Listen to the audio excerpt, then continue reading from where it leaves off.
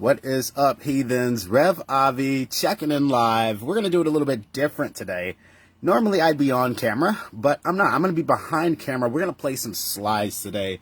We're going to do a straight up teach-in. I'm going to change the pace, and we're going to get people a chance to take some notes out there to follow along with some super hidden secret occult concepts out there. I'm going to break down some shit that hopefully people can start to gain some real knowledge, some real truth from, okay?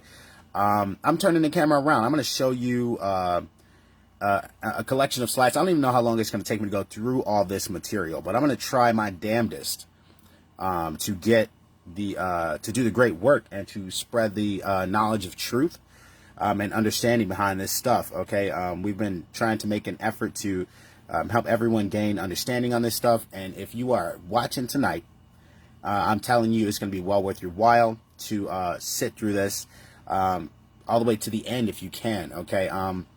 For those of you that are new to my work and stuff like that, you know, just bear with me. Try not to judge me based on who I am as a person, because that will sort of block you from getting to the truth, getting to the information. Try to, you know, just go based on the way you feel about the information. Not so much in your emotions, but, you know, from the space of understanding and truth, right?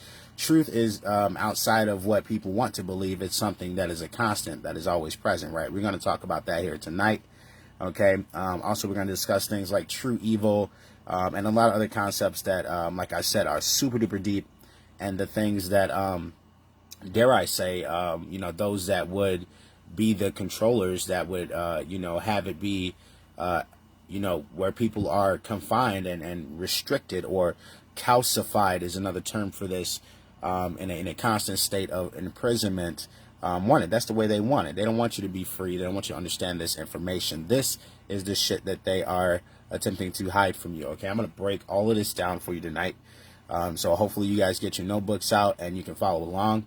Of course, I already see tags going out, but tag your friends if you got friends in a group. Of course, before we begin, you see it right there in front of you. Check us out at demonism.org. If I don't get the entire through the entire list of slides tonight as we go through this presentation, then I will be, of course, uploading another video that'll be available on the website. Okay, so we can go from there. I'm seeing about 3 people here. So I'm going to go ahead and start to dive into this shit, okay? So I know people are excited, just as excited as I am to share this with you. So let's get right into this, okay? Let's start talking about this stuff, right? So what is truth? Okay, we're going to start with this, all right? Truth is objective, meaning that it is not based on the perceptions of human beings, which is capable of wavering. Truth is simply that which is. It is that which has occurred in the past and that which is occurring in the present. That which is. Okay, that is what the truth is. And that's what we're going to be talking about here tonight. These are not my personal opinions. This is the truth. Okay, this is facts. People are going to get pissed off. Some people think I might be too aggressive at my teaching methods and stuff like that. Like I said, don't shoot the messenger. This is the truth. I understand everybody's not going to like it, but this is what the fuck is going on. So check it out. Let's keep moving forward. This is truth versus perception. Okay, we're going to talk about the truth. So truth versus perception. Now you see these 3 wavy lines here that we're looking at, the red, the green, and then the blue up top. Now this white, the white in the middle that you see there is going to represent truth, right? The wavy lines represent our perception, okay? Moving between the truth, or moving around the truth. Perception is not reality, but our work is to align the two. So red would be the state of really distant states of crossing between our awareness and the white line, right? So there's a pretty big gap between where we actually come into contact with reality, right? And then in this green line here, it starts to get closer, and we get a little bit more in touch with what the truth or reality is. And then of course blue would be up here. Let me get my finger in the camera shot. Blue up here would be even closer to that line of truth, that line of reality, right? Versus what someone perceives the truth to be, right? We want to try to raise our awareness and raise our perception towards the truth, okay?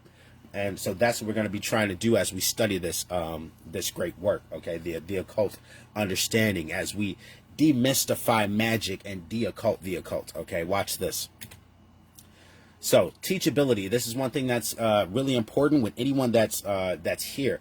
An individual's teachability, or their ability to learn by way of being taught by someone else, is extremely dependent upon the open-mindedness or closed-mindedness of the individual being taught.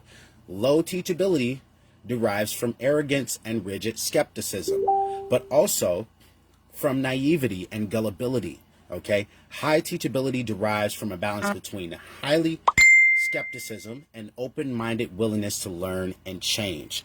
That is important. Test everything, believe nothing. That's one thing that we stand on here that I repeat constantly, right? So human beings should consider,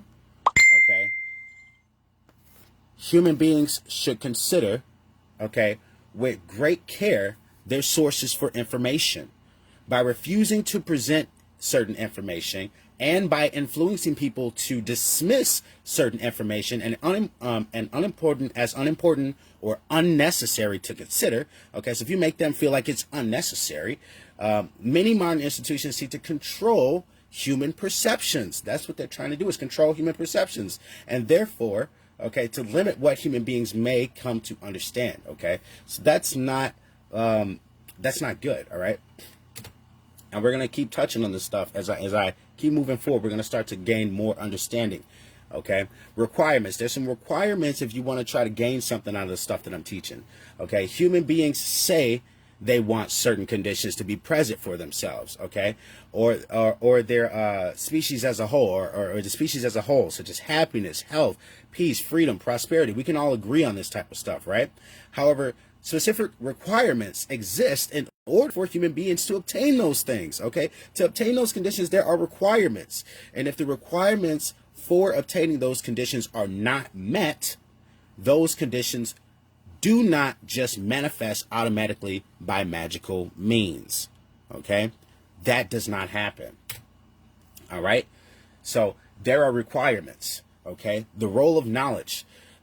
Since human beings as a species do not already have the things they say they want, so everyone agrees there's a struggle. We all agree the world is not fucking perfect. It follows logically that the knowledge of the requirements to obtain the things they say they want either must be absent, or if they're present, okay, that knowledge must be willfully being ignored, okay? As long as this knowledge continues to remain unknown or ignored, the manifestation of the desired outcomes or conditions will be impossible. So that means there are requirements. They have to be met.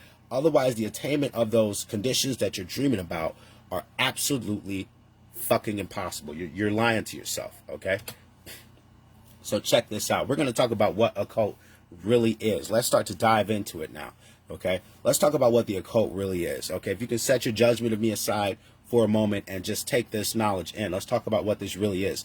Occult, the word occult is derived from the Latin adjective occultus, okay, which means hidden, which comes from the Latin verb occultare, to hide, to conceal, to keep secret. That's what that word means, okay? So occult knowledge, okay, to occult knowledge means that they keep knowledge hidden, okay, to the few, and then they keep the ignorant, they keep the masses ignorant to the rest, to the knowledge that they have, okay? That means that there's hidden knowledge. That's what occult means, okay? That someone is concealing something from you. So we're going to talk about what they're concealing from you. I'm going to tell you what they're concealing from you, what the big secret is. Why is it always the pyramid? We're going to explain that stuff tonight so you guys can start to understand this symbology and understand what it really means, okay? So, occult knowledge constitutes both the knowledge of human consciousness and how it operates, and the knowledge of natural law, the unseen universal spiritual laws, okay? That's what which governs the consequences of human behavior. Okay, that's what these things do. These govern the consequences of human behavior. Okay, so we're talking about the consciousness, right? we're talking about natural law, and then we're talking about the how it operates, right? This is the stuff that they are hiding from you, and this is the information that you are going to need in order to make things manifest into your life and live in accordance with that law. Okay, we're going to talk about what law is, right? Check it out. Such knowledge is not commonly known because it is being deliberately hidden in order to create and maintain a power differential. Okay, so that means that some people have it and they stay in power, and that keeps the other people weak. Okay, and that's all that it means between those who hold it and those who are ignorant of it. That's all that means. Okay, it just creates that power differential by keeping it occult. That's the reason for them doing it. Okay, so the knowledge of natural laws and how it operates, okay, or its operations constitutes the most deeply occulted information on earth. And I've already mentioned this to you guys. You have to understand this is the most guarded information on earth. They have taken this knowledge and warped it and twisted it and have just made it so that people can do everything but possibly come to this understanding without someone teaching. Someone has to teach this to you, okay? And this is the way that it works. It's like you really have to be in tune with understanding this and then try to live in accordance with it, okay?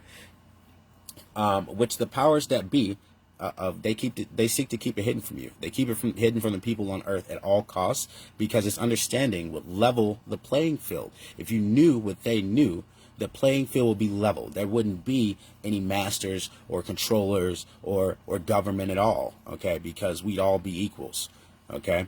And that's why they keep this knowledge hidden from you, to keep their structure in place, okay? Omniscience versus ignorance, and this is important that we talk about the difference here. The context of not knowing is niscience. I don't know if anybody's even heard that word before. From the Latin verb niscere, to know, to not know because knowledge was absent or unattainable. That means the knowledge is not there. That means you have no way of learning it, okay? Because the knowledge is not available to you. That's what being niscient means, okay? Versus being ignorant, okay, which is when the knowledge is right in front of you, okay? That's from the Latin verb ignorare, to not know even though the necessary information is present, because that information has been willfully refused or disregarded. That means the knowledge is there, you just don't care, okay? You just choose to ignore it or whatever. So this is the situation. People are either niscient and they don't know the knowledge is there, or they're ignorant. Either one of those situations is fine, okay, for the controllers. You have to understand this. But there's two different things that are happening here. So not everybody is ignorant. Some people are niscient of this information, okay, and I'm very aware of that. A lot of people are asleep, okay, and people don't understand when I tell them about things like hypnosis, but they're hypnotized. People are hypnotized into believing in certain things and believing in certain structures and things like that, and they're very much asleep, just like every single person in this crowd that you see. So they're very much asleep, versus the people that are ignorant, that know the knowledge, okay, and then choose to follow the system, and they live in despair, okay, and they trust in the system, and they think that the system is going to work for them, but it's not, okay? They live in despair. And we're talking about the order followers, right? We're talking about the people that know what's going on and they just do it anyway because they want to make a quick buck, or because someone told them to, right? Because their boss told them to. Okay. So here's a couple questions. And I think I might have asked a couple of these already, but if not, let's change the pace a little bit. How many of you are new or relatively new to my work? And I'm trying to look and see who's on here right now. You guys are pretty familiar, the three of you that are on here right now, but if you are new to me, then here's that second question for you, which is how many of you feel that the human condition and life on earth for humanity is tolerable just the way that it is right now? You're fine with the way government is, you're making enough money, you feel like nobody's starving in the world, everything's fine, everything's perfect, nothing needs to change. I don't think a single person would raise their fucking hand to that question, right? And so you will not be, and I want to make this very, very clear as I continue, you're not going to see anything new here tonight, Okay, mainly because the truth is, and it's an old saying, there is nothing new under the sun. This means that truth is singular and eternal. It has always been here, and it's always going to be here. It would always be here. It's always going to be present. Okay, so that means that because the things that I'm sharing with you are absolute truth, okay, you've heard it before, and a lot of this information may piss a lot of you off. Okay, so here we go. You're looking at here the five things that they use to imprison every single human being on the face of the planet right now. Okay, and that's going to be starting from at the top left over here. Okay, you're going to have your your economics and stuff like that. This is bossing people around. You got to look at this in detail. Hopefully you guys can see. I'm trying to point my finger up here. So you got organized religions, you got money, you got scientism, you got your New Agers over here, okay? You got your fucking statists up here, okay? And then money, all by itself. Money is a whole different thing. These are the five methods of control. They control people with politics, statism, okay? They control people with organized religions, okay? They control people with scientism, where they say, oh, everything's just an accident and the Big Bang Theory, and, you know, don't use any creative spiritual thinking at all. It's all just logical. And yeah, that's another religion. Okay, that's another system of control. And then you have your New Agers, which you see down there, and meditating, and they seem like they're just reaching for peace, and they're reaching for Buddha and Zen, and so they don't take any action. They will sit there and meditate for eternity and not move, just like a good little robot would do, just like a good zombie would do. It's sit there and stare at your phone, right? This is a method of zombifying you. Meditation. Staring at your phone is nothing more than scrying. You're still meditating. You're just meditating into a reflective mirror with lights coming out of it. So you're still one of those New Agers staring into the phone, meditating and not doing anything. They're keeping people sitting perfectly still. There's three rules, or three laws, or three things that are required to make things manifest, right? Okay. And you're going to find out if you sit through this presentation tonight long enough with me. Like I said, I'm not even sure how long I'm going to be on, but we're going to go through this. If you sit through this, I'm going to teach you how they do it with this shit, okay? And how to free yourself from this thinking, okay? So this is a quote from Travis Walton. I don't know if anybody knows who this guy is. Drop a comment if you do. I can see your guys' comments. You just can't see me, okay? I've come to realize that the biggest problem anywhere in the world is that people's perceptions of reality are compulsively filtered through the screening mesh of what they want and do not want to be true. Okay, now Travis Walton is actually a gentleman that came forward to police and officials about being abducted by aliens, okay? He was the inspiration, I believe, for the movie The Arrival, where this guy went missing for several days, claimed he was abducted by aliens. They did all kinds of weird experiments on him and shit like that, and they brought him back. And his fucking story was so compelling that they made a Hollywood movie after it and wrote a book about it. So, you know, that's some serious shit to consider right there. With in reality, we don't know what's going on. And now here we are in 2021. And the government's talking about, oh, well, there are UFOs. There's shit flying around up there, and we don't know what the fuck it is. So who's to say this guy's story couldn't have possibly been true? You know, this is where we have to use discernment, okay? Discernment.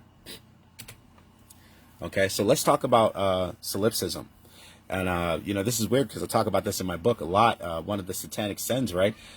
From the Latin adjective solace, alone, the Latin pronoun ipse, self, right?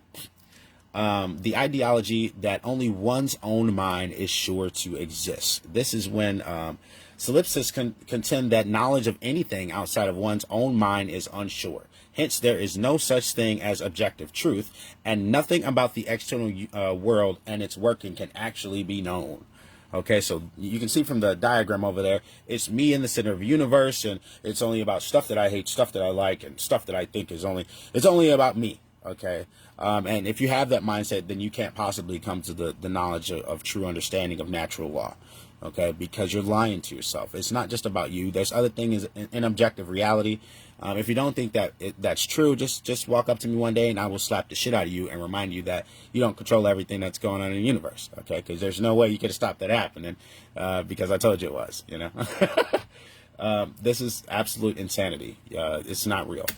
Okay, there is an objective universe. This is just one of the methods they use to trap people. Okay, everyone's so selfish and concerned with their self, what they think, and having to be right and stuff like that. And you're missing a really big picture that I'm hoping to paint for everyone that's present here tonight. Okay, this is how they keep the lock on the world. Okay, so I'm going to give you the key.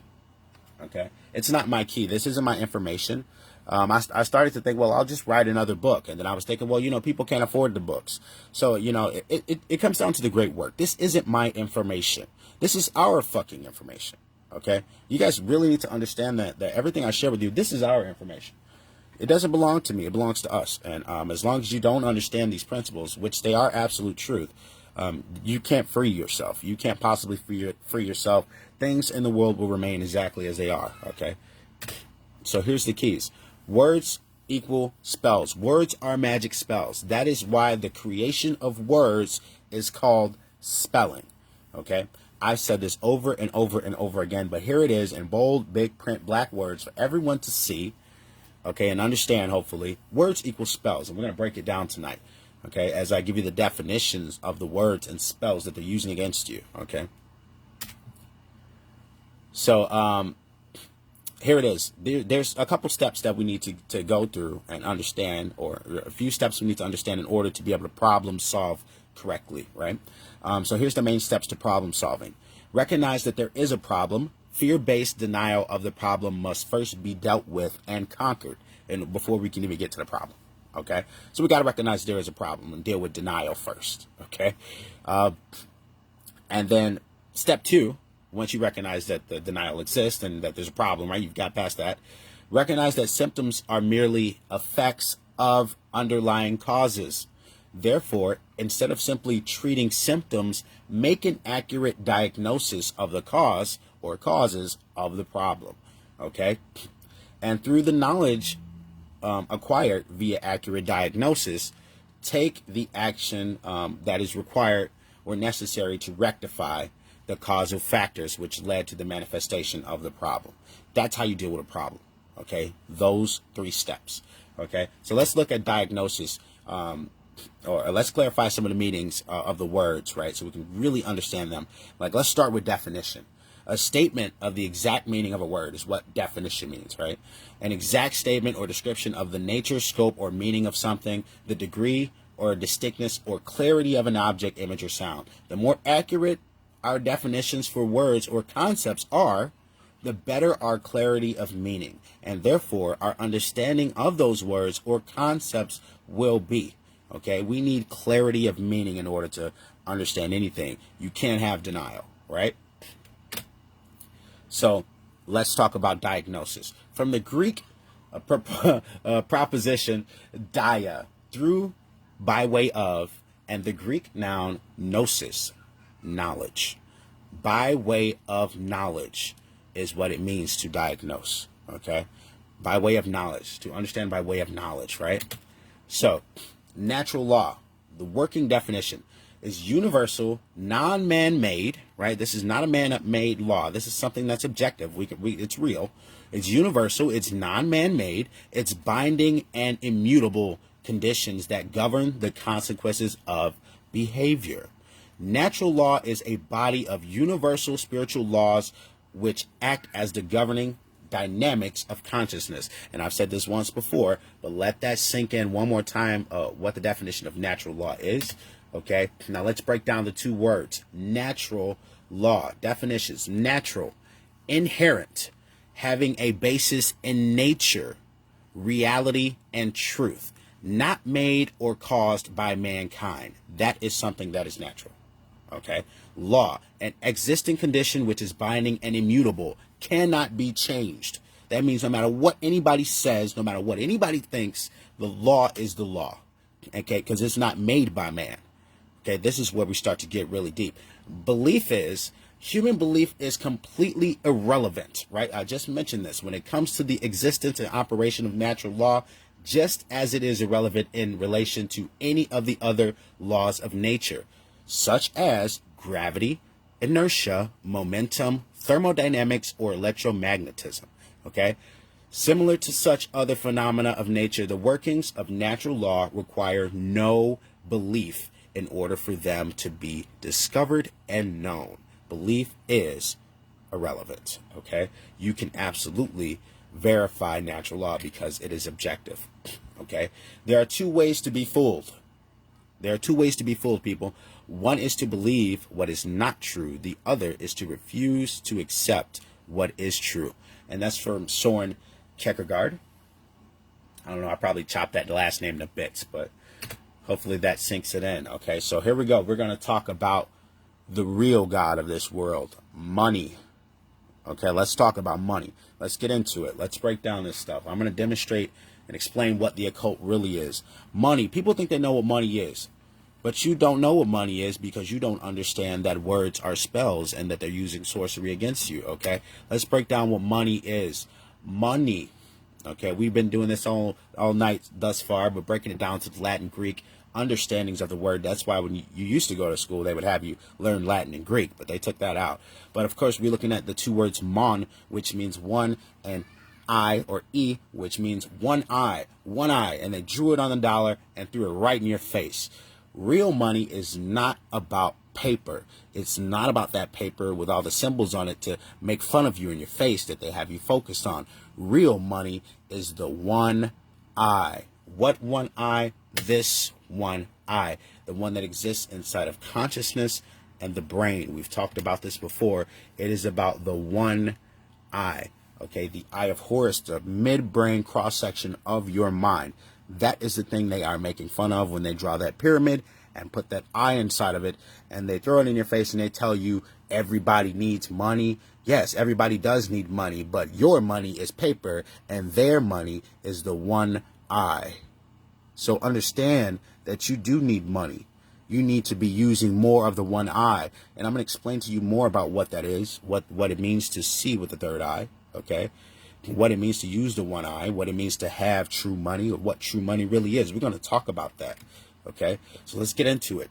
Consciousness is what we're talking about. The ability of a being to recognize patterns and meaning with respect to events taking place, both within oneself and in the realm in which the self exists and operates. That is what consciousness is. It's not what you want it to be. It's not what you think it is. This is the definition. Consciousness is literally that. It's about respects to the events that are taking place, okay, and within oneself and within the realm in which you are. So we're talking about the physical realm and what's happening inside of you. Okay, this is what consciousness is. This is what the one eye is, people. This is what it stands for, the expressions of consciousness.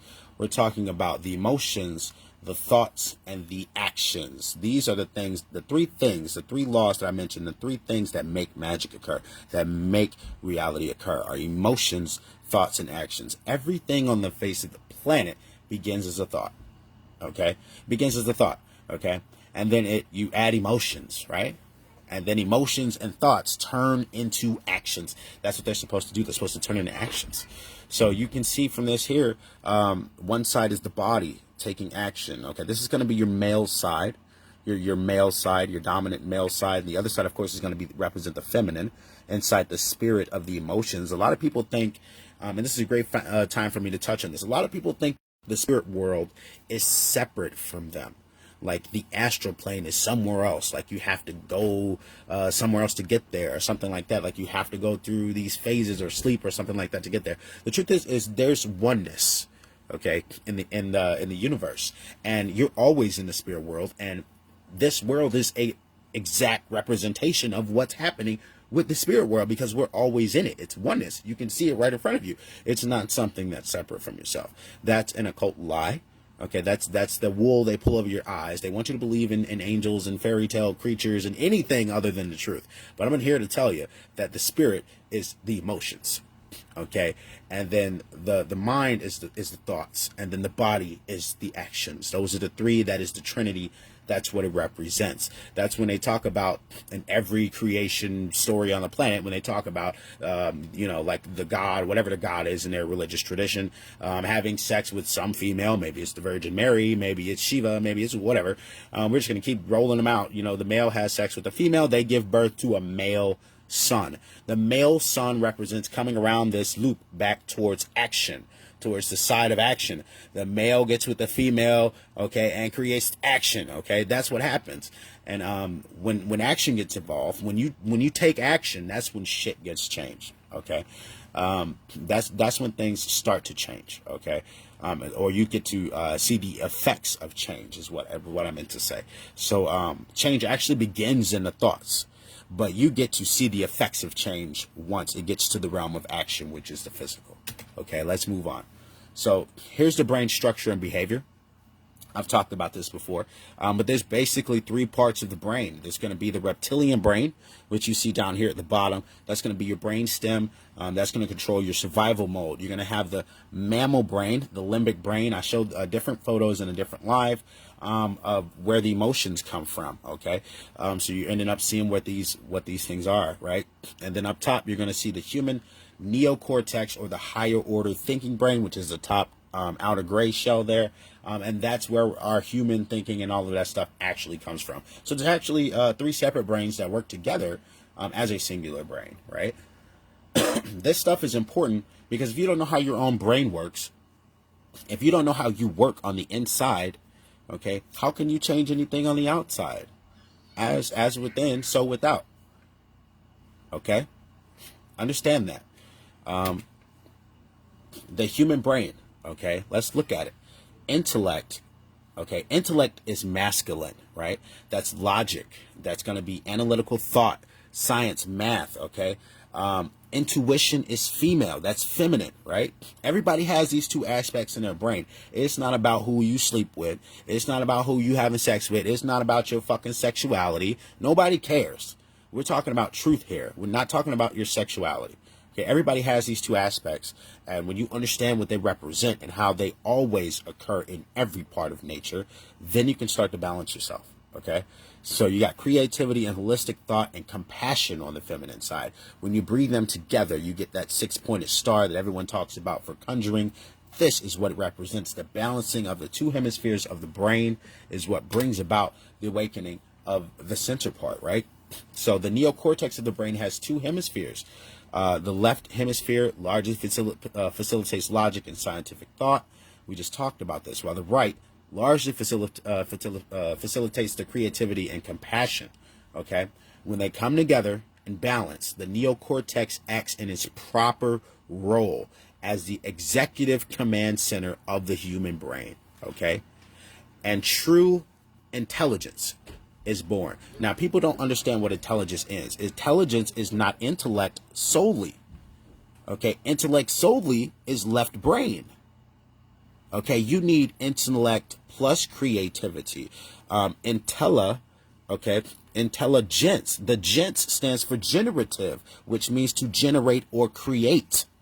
Okay, you need intellect plus creativity balanced in order to have true intelligence. Without that, you are 100% hypnotized and asleep. So we're going to go deeper into this. Okay, we're going to go deeper. If the human's left brain hemisphere becomes chronically dominant in a person, the R complex will take over executive function of the brain.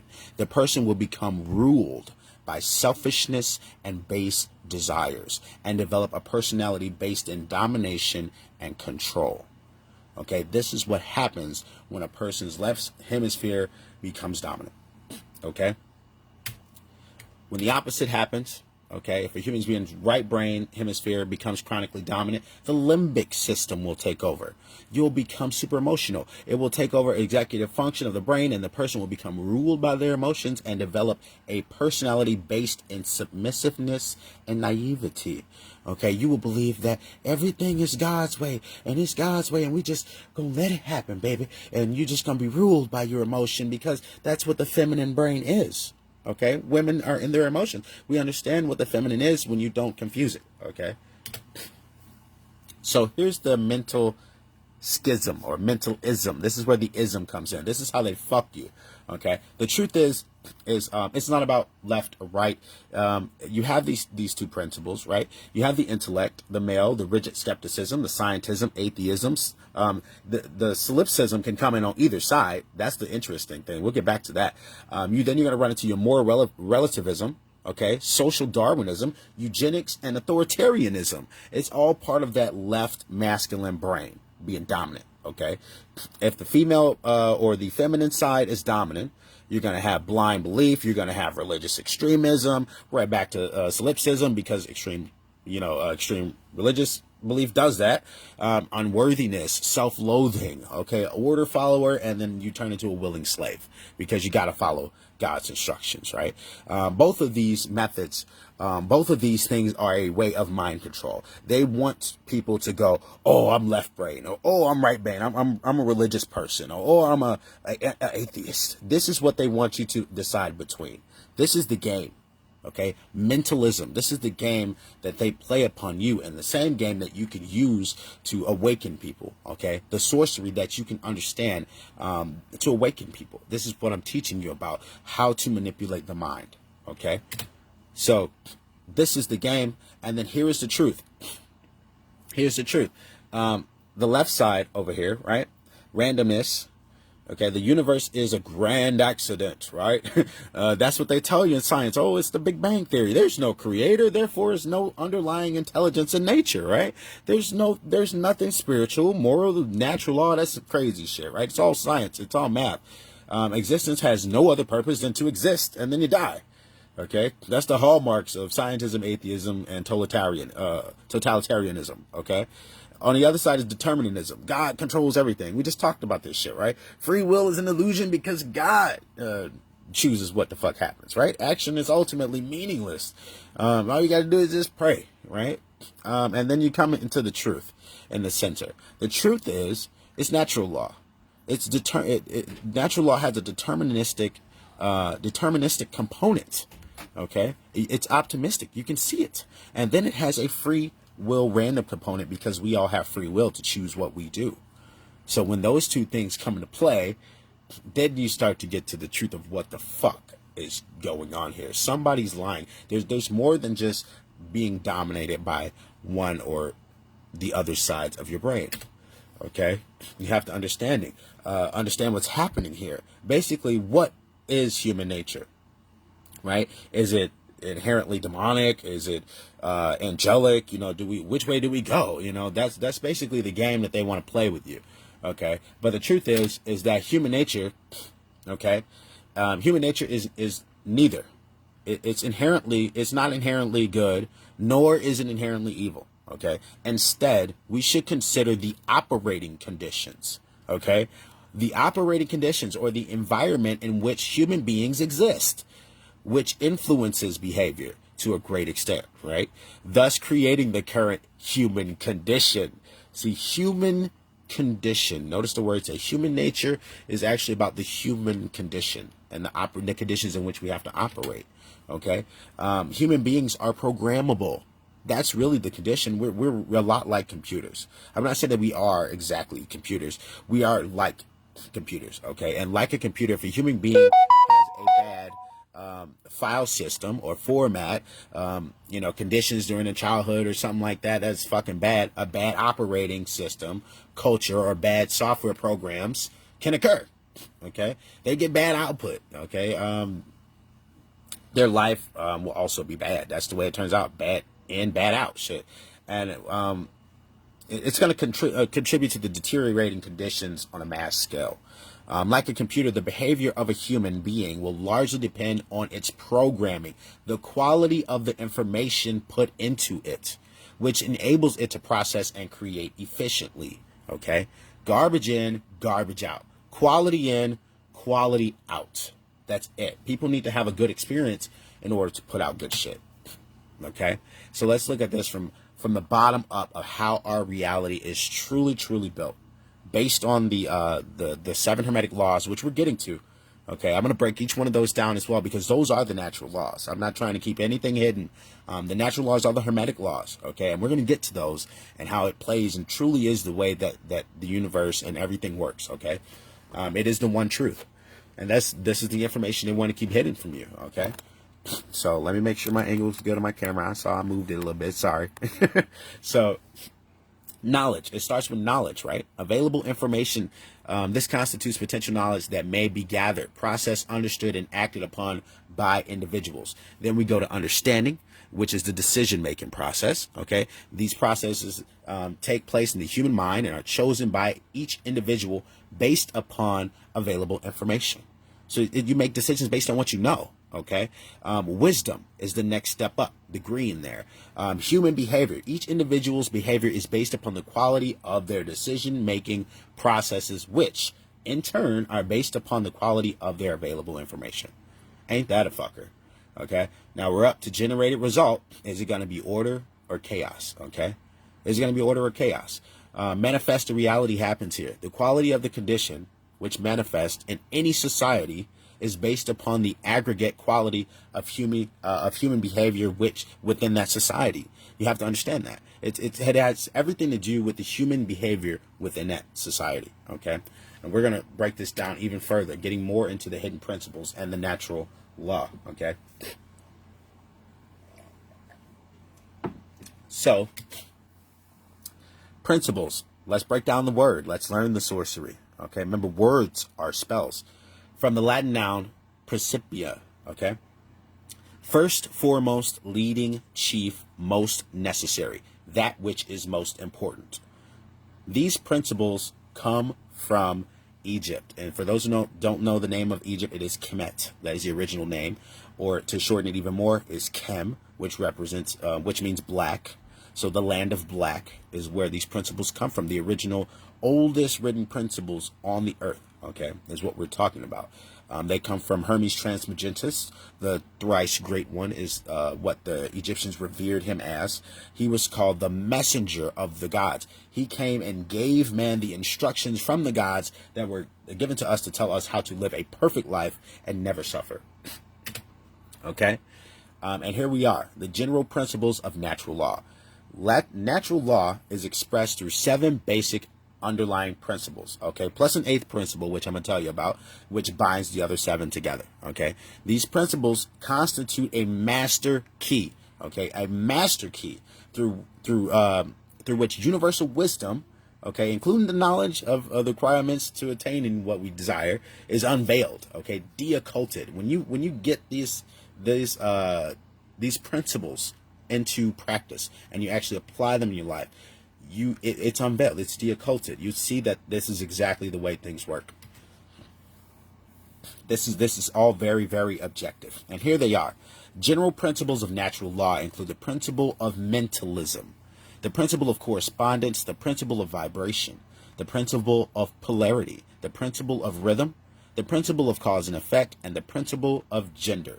Those are the 7 laws that govern the totality of our reality. There are no other laws that are in place in this reality, okay? Mentalism. The all is mind. The universe is mental, okay? Not part of it, not some of it, not a piece of it, not what you think, not just when you go to sleep and not just when you dream. All is mind, okay? Understand that. Thoughts create our state of existence and the quality of our experience here on earth. Therefore, be responsible for everything you create by being responsible for everything that you think. Okay? Correspondence. That which is above is like that which is below. This is where that comes from. As above, so below. That which is below is like that which is to above, right? The macrocosm, the very large, the totality, and the microcosm, the very small, the individual units which comprise the whole, are reflections of each other. The universe is holographic. It is self-similar across all scales. So what does that mean? Let's break that down, because some people might even know what macrocosm and microcosm mean.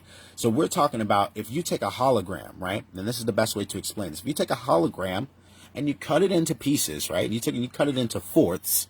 What do you get up? What do you get? Okay. You don't get a hologram that is literally has 4 separate pieces. You end up with 4 exact holograms, because you can't split a hologram into pieces. You get copies of it, right? And that's what it's talking about here. Okay. It is self-similar across all scales. That means whatever happens in the physical happens in the spiritual. Whatever happens on the micro level happens on the macro level. It's exactly the same. There is a oneness. There is no separation. Okay. Vibration. Nothing rests. Everything moves. Everything vibrates at the most fundamental level. The universe and everything which comprises it is pure vibratory energy, manifesting itself in different ways. Okay. The universe has no solidity. As such, matter is merely energy in a state of vibration. Nothing is solid. Okay. Everything is vibrating. Polarity. Everything is dual. Everything has poles. Everything has its pair of opposites, which create the one, right? So you always end up with a dualistic reality. Okay. Opposites are identical in nature, but different in degree. Okay. Extremes meet. All paradoxes may be reconciled. Rhythm. Everything flows out and in. Everything has its tides. All things rise and fall. The pendulum swing manifests in everything. Okay, nothing is outside of the pendulum swing. Okay, the measure of the swing to the right is the measure of the swing to the left. Rhythm compensates. So what we need to seek is balance in order to change. Okay, cause and effect. Now this is a deep one. We're going to spend some time on this. We're going to spend some time on cause and effect. Okay.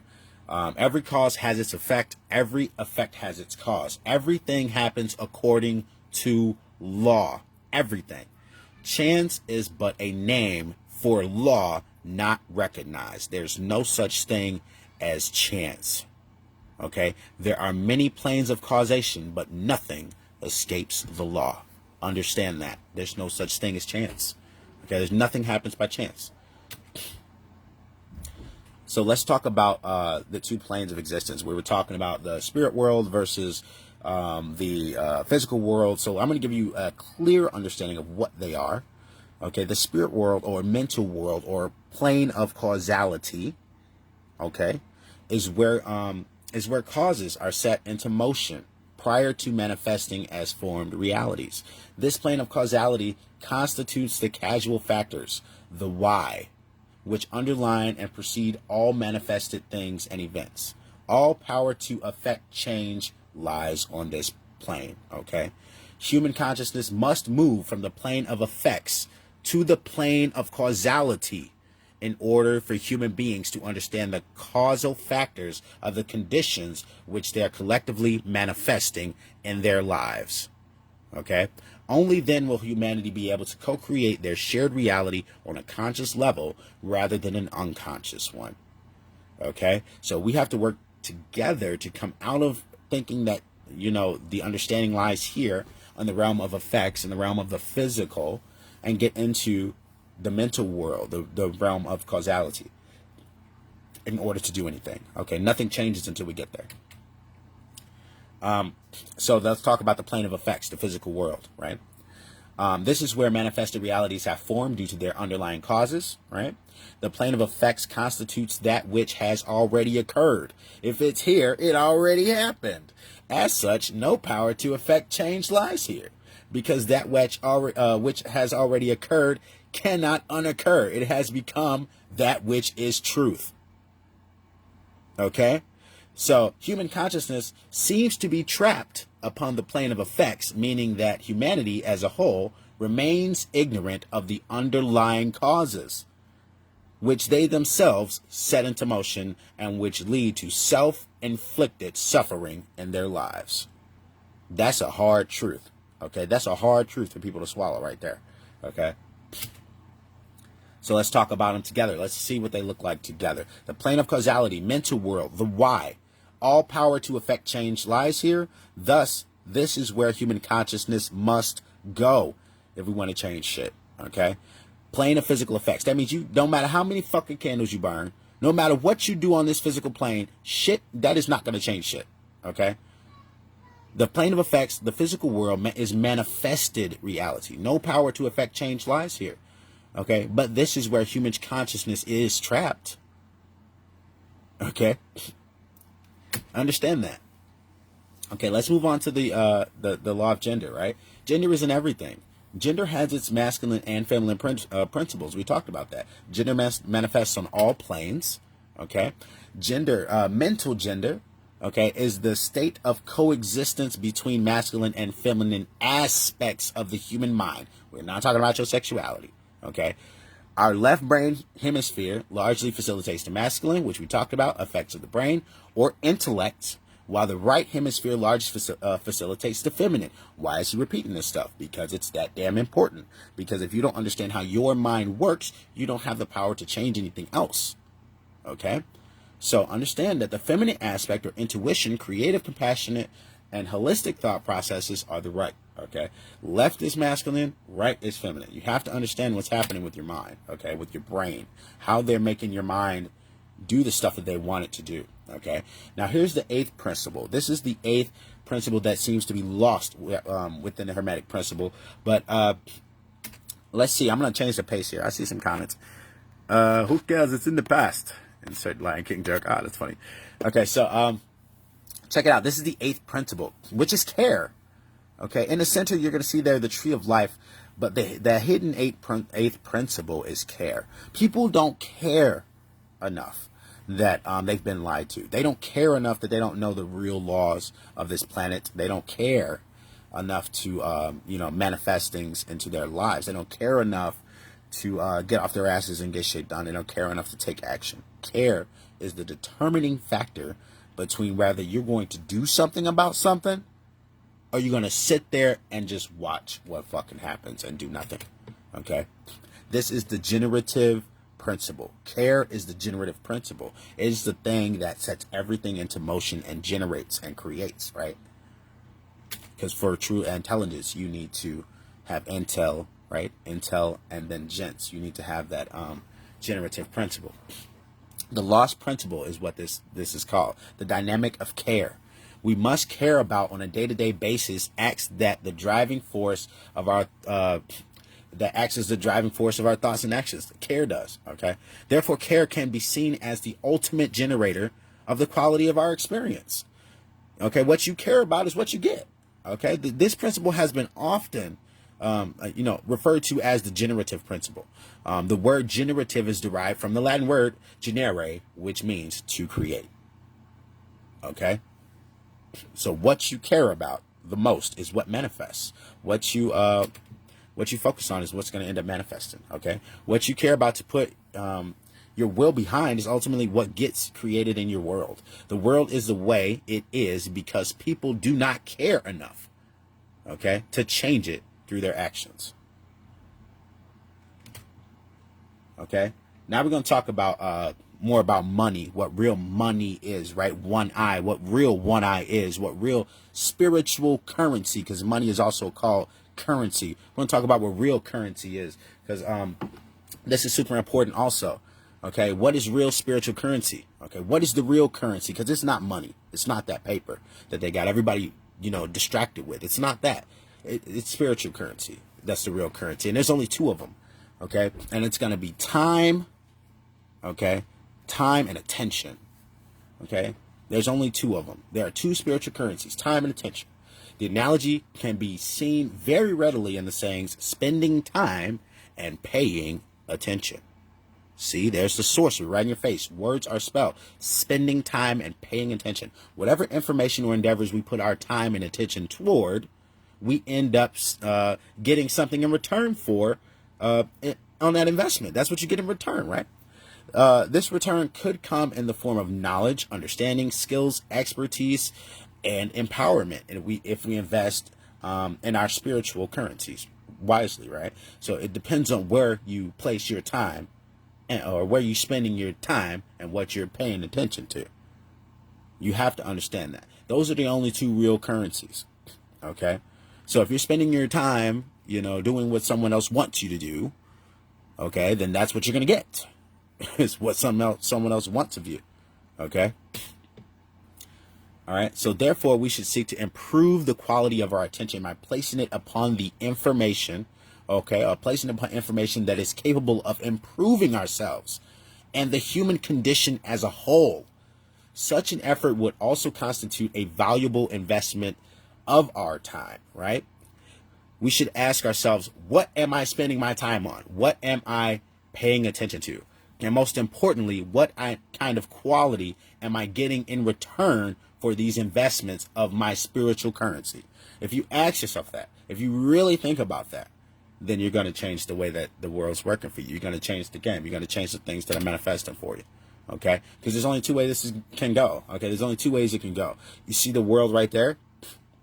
Okay, you see the two buckets right there? Then you got your information streams right there. This is pretty straightforward. Individuals are basically the buckets, and there's the information streams.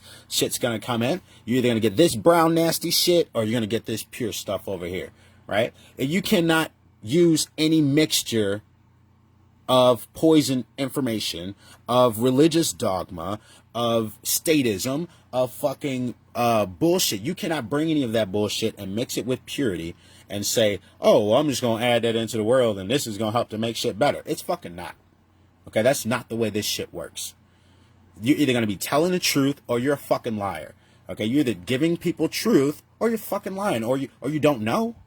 Okay, in which case you can't offer truth because you don't know. You're niscient. Okay, we talked about this. So this just is a model here to show you that no matter how you mix it, you're either going to get all pure truth and get the pure truth into the world, which is what I'm offering to you here, okay? Or you're going to mix it with some other bullshit and it's not going to be the truth anymore, okay? That's just the way it is. I'm sorry. I told you, I'm going to make some people mad, but this is truth. And truth is belligerent by nature because it's always at war with lies and fucking deceit, okay? Natural law, aka the law of cause and effect, okay? Effect invariably follows cause. The law of attraction, karma, morale law, golden rule, it's all the same shit. You can call it whatever you want to. Okay, you reap what you sow. Do unto others as you have them do unto yourself. The energy flows where attention goes. This is all talking about natural law. That's what the hell these statements are talking about. This is what they're referring to. But they just give you a piece of it instead of the entire picture. Okay, and I'm going to paint the whole picture for you tonight. And I don't care how long it takes me to sit here and go through this to make sure people really gain understanding. I'm going to go through it and make sure that I'm doing my job of doing the great work. Okay, we're going to talk about what the great work really is. Okay, natural law expressions. This is the way that natural law works. Okay, you can't. People like to turn it into what they want, okay? But this is the facts. This is the way it works, and it doesn't work any other way than this. The recognizable workings of natural law in human life take place through 5 basic expressions, okay? And this is the way that they're going to manifest. Each of these 5 expressions have a positive and a negative aspect, giving us a total of 10 overall. And here they are, the natural law expressions. Take a look at this. We're going to start with love. Okay, here's the expression, positive. Generative polarity, what we use to create. So whatever you use to create, this is what you're going to get, okay? If you use love and you're conscious of what's going on, okay, and you're not an unconscious zombie, right? And you use love and you're conscious and you're expanding your awareness of what's going on around you, okay? And let's talk about what love is, because people think that's like, some people get confused and they think love is like, oh, I love somebody, like I'm in love with my wife. Love is beyond that. Love is the positive aspect of the generative polarity. Verbatim is what I'm talking about. In regard to natural law, love should be seen as the expansive force of consciousness. It is the willingness to expand all of consciousness, okay? Love is the force which helps us to become open to truth and expand our awareness. We're not talking about your love life, okay? So the other way you can manifest is outside of love, which is with fear. And the minute fear gets involved, people think that they can live a life where there's just a little bit of fear. Okay, but fear is present. Like I can still live. If you live and you are not conquering the fear, okay, if you live in fear, you are unconscious. You are asleep. You have to understand that. Okay, the negative aspect of general polarity is fear. And fear is the contractive force or force for consciousness, okay? Fear is the force which influences us to become closed to the truth, okay? The force which ultimately shuts down our awareness or turns off your imagination. The minute fear gets involved, it is the death the literal death of your imagination. It turns your imagination completely off. Okay? So, and we're growing this list unilaterally, straight down. They don't mix with each other. Okay? Let me point that out right now. But we'll keep going, and I'll come back to that. So the initiating expression. What if it's knowledge? You know, love leads to knowledge. We just talked about this. Love leads to knowledge. Okay, the acceptance of the truth. Okay, the positive aspects of the initiating expression. Okay, knowledge positively influences the quality of our lives because it positively influences our decision making process. Okay, we understand how to make the right decisions. Okay. Ignorance, refusal of the truth, even though it's right in your face. That comes from fear. Okay. This negative aspect is always, okay, gonna cause you to be fucked on your decision-making process. You're not gonna know what to do. Okay. When you get scared and you're ignorant and you don't know what to do, everybody goes into chaos. You have to understand this. Okay. I'm painting a picture here, and hopefully people are starting to see it. Okay. It negatively influences the decision-making process. Okay, it's important to remember that the ignorance should be distinguished.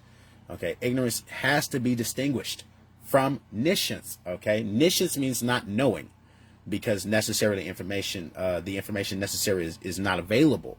Whereas ignorance is ignoring the truth when it's right in front of your face. Don't be an ignorant, stupid asshole.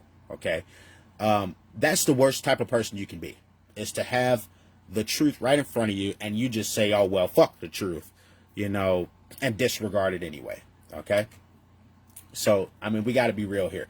If a nation expects to be ignorant and free, okay, in a state of civilization, it expects what never was and never will be.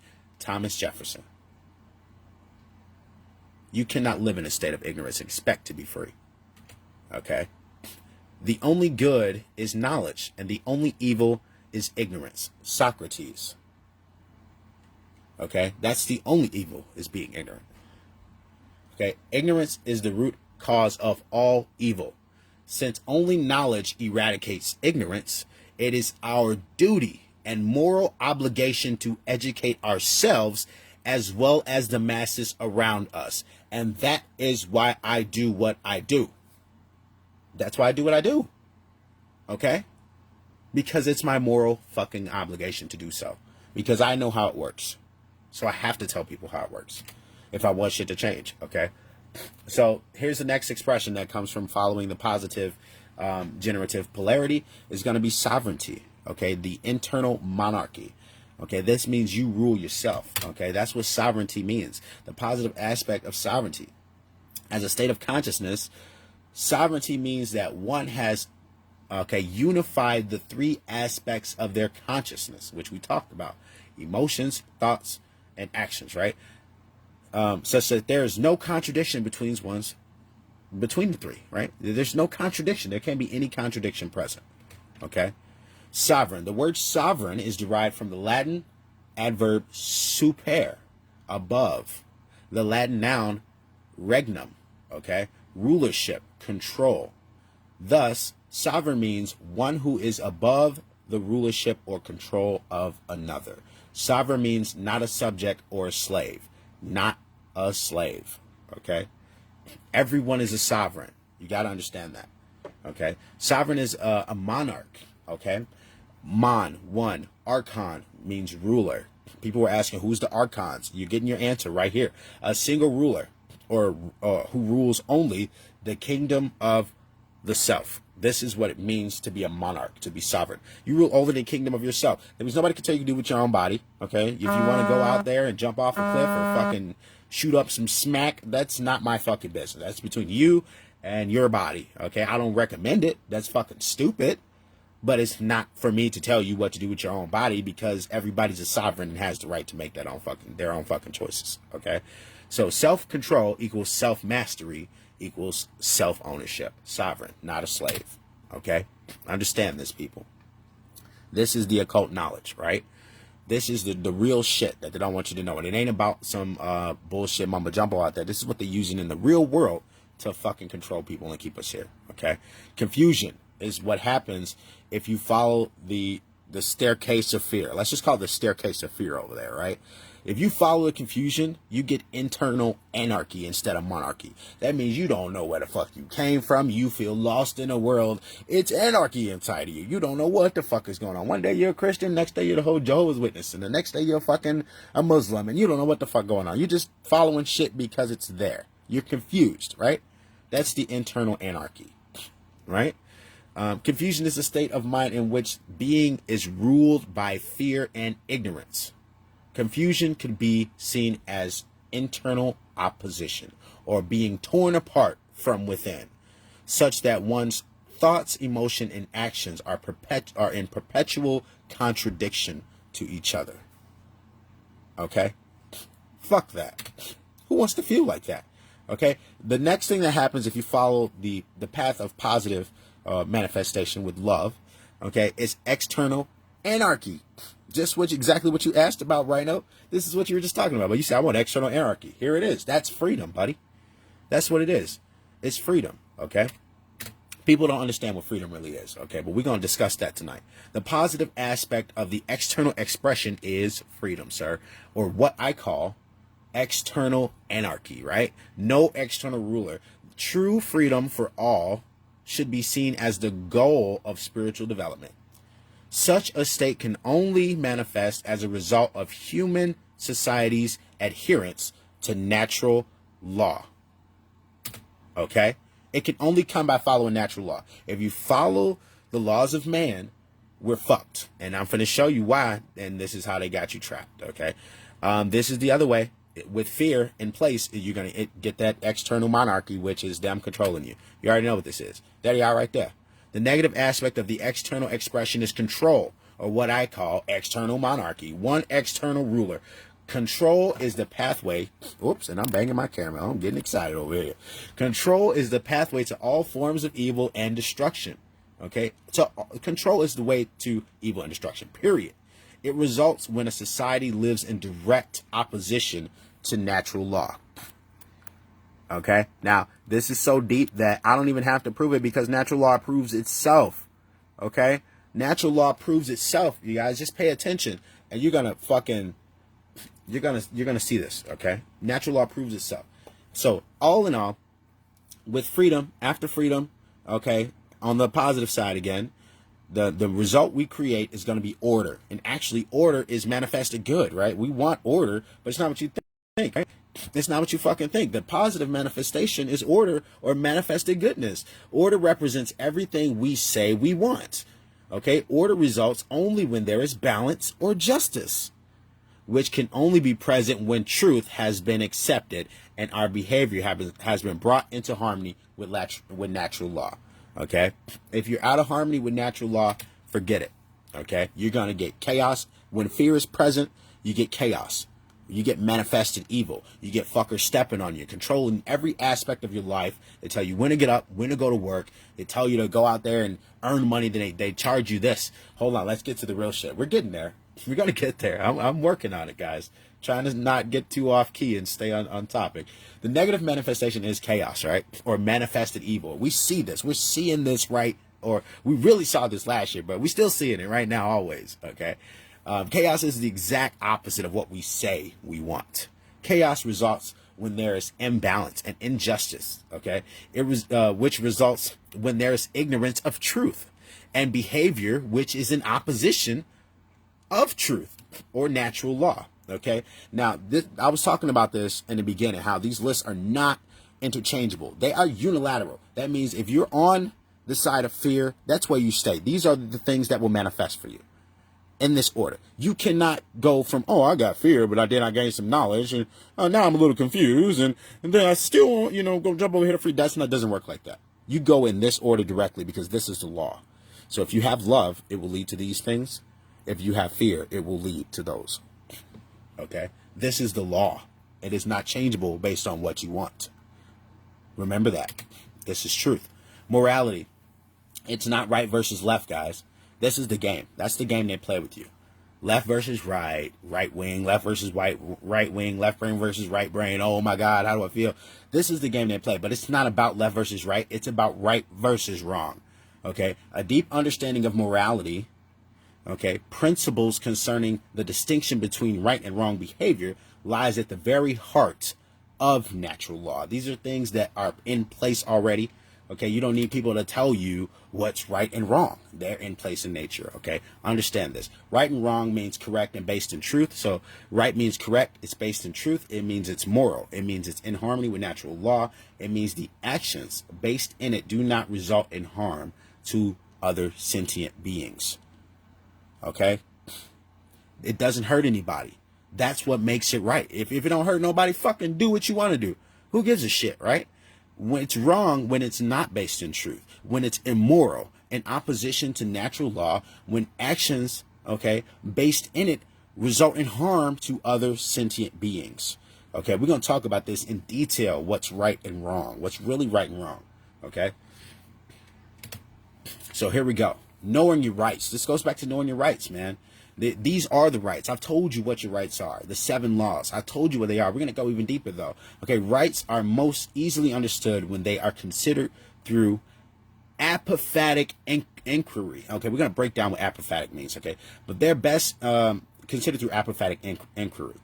The process helps us to understand what a right actually is by understanding which actions are not right because they can harm others, right?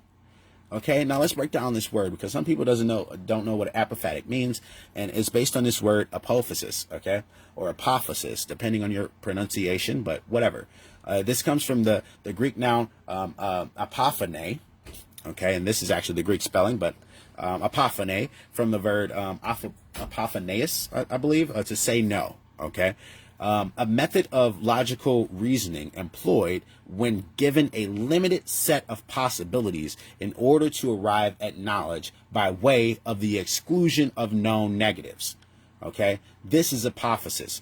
So describing what something is by explaining what it is not. Affirmation through negation. So basically, if you want to know if something's fair, if it's just, if it's right or wrong, you just need to narrow it down to 2 basic ass people, right? And there are wrongdoings, but you just narrow it down to 2 people, and you just ask yourself, okay, if there's 2 people there, is this right or wrong? Okay, and you're pretty much gonna get your answer. So let's look at the transgressions of natural law. What are wrongdoings? Here they are right here. Obviously, murder, assault, rape, theft, trespassing, coercion. Those types of things are going to be wrongdoings, right? Because they're against natural law. They hurt other people. This is natural. You don't need nobody to tell you that. That's common fucking sense, right? And then here's the other thing. Let's dive into this even more. Every harmful action, it really could be argued that the only thing you can do to someone is theft, okay? Because the truth is every harmful action that a human being is capable of taking is a form of theft, okay? Some form of property is always being stolen when a wrongdoing is committed. Life is a form of property. You stole someone's life, you've killing them, right? You're killing them. Rights are a form of property. So if you steal someone's rights, you're still stealing their fucking rights. You can steal their freedom and make them a slave. And everything is theft. So if you steal, you could basically break natural law down to one statement, okay? A living being or their property must have been harmed in order for a violation to occur in natural law. Let's keep reading, and then I'll get back on the rambling page, okay? On a wrongdoing to have taken place, okay? It has to be a violation of natural law. Any action which does not cause such harm is a right. That means no victim, no crime. That means if no victim, no crime.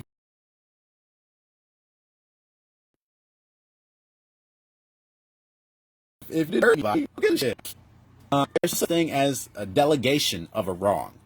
Okay, in other words, if a specific action is not a right for any individual, then that action cannot be delegated, granted, or licensed to any other individual or group and magically called a right. Okay, that's just law. That's the truth. Okay, that action forever remains wrong under natural law, period. You can't say, okay, if there's, remember we're deducing, right? There's 2 people. And the law is, okay, don't harm nobody. But then one person says, hold up, I'm finna kill this motherfucker and kill somebody. And he say, oh, but it's okay because I have the right. You can't just delegate that it's fucking right for you to go out and do that. It's still wrong under natural law. There's only one law which people live by. And this is it, folks. This is the one truth. This is the truth of what they are hiding from you. Okay, natural law always holds true regardless of a population's belief systems. This means that it does not matter how many people agree that a wrong has been turned into a right, or that a right can be turned into a wrong. Such things can never be done in reality. People can only believe that they can claim such reversals and that this will magically make it so. Unfortunately, most human beings erroneously believe that it is morally possible for them to create and delegate rights, which do not exist, or take away rights, which do exist. Okay? So you can't delegate fucking rights. Everyone has the same rights. Everyone is equal. Okay? Everyone is a sovereign. When in doubt as to whether an action is or is not in harmony with natural law, visualize this scenario, and I've already told you this.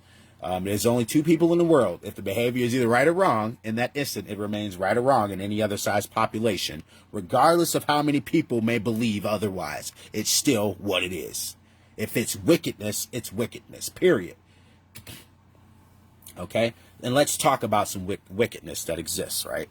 Taxation is the claim that a group of people who call themselves government, and we're going to break down that word too in a minute, have been given the right to confiscate an arbitrarily chosen percent of the product of another individual's labor, okay, whether or not the other agrees to share that product voluntarily. So taxation is enforced by the threat of violence or imprisonment, a physical, which everybody knows what that is, okay?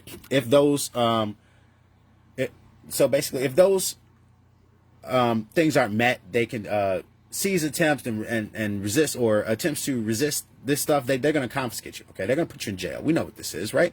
This practice is always justified. They justify this, right? This practice is always justified by those who claim that such a practice is necessary and required to uphold the common good.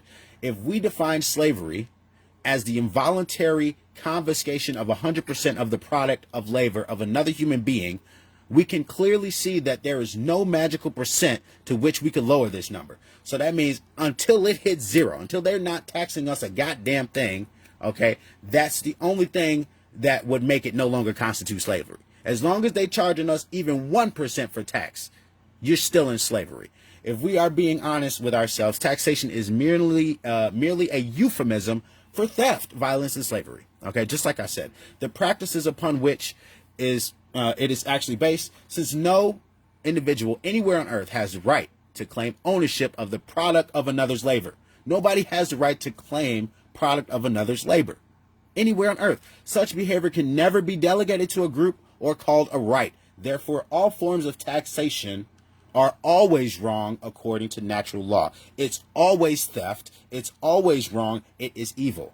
These people are evil. Okay, you have to understand what they're doing. Okay, prohibition is also wrong. Prohibition is the claim that a group of people who call themselves government have been given the right to prevent others from putting any substance into their own bodies. You don't even own your own body. And I ask people this. I asked this question to the mods, you know, and I ask people this type of shit, like, do you even own your own body? They say, they usually pause for a long time, and then they say something, you know, I think so. That's a fucking shame that you can't honestly sit there and answer the question like, yes, I own my own body and decide what I do with my own body. No, the fuck you don't. Because prohibition exists. And as long as you believe in prohibition and believe in this shit, you don't. Okay? It should be self-evident that if any individual's body is actually their own property, then that individual always maintains the natural right to decide what will or will not be put into their own body, okay, their own property. Understanding this, we can easily see that the claim of the right to command what will or will not be put into the body of another person amounts to a claim of ownership, okay? They claim an ownership of somebody's body. The claim of ownership of another person's body is called slavery, just so you know, okay? Therefore, prohibition is merely a euphemism for slavery, backed by violence, regardless of justifications made by those who claim such practices are necessary for the common good.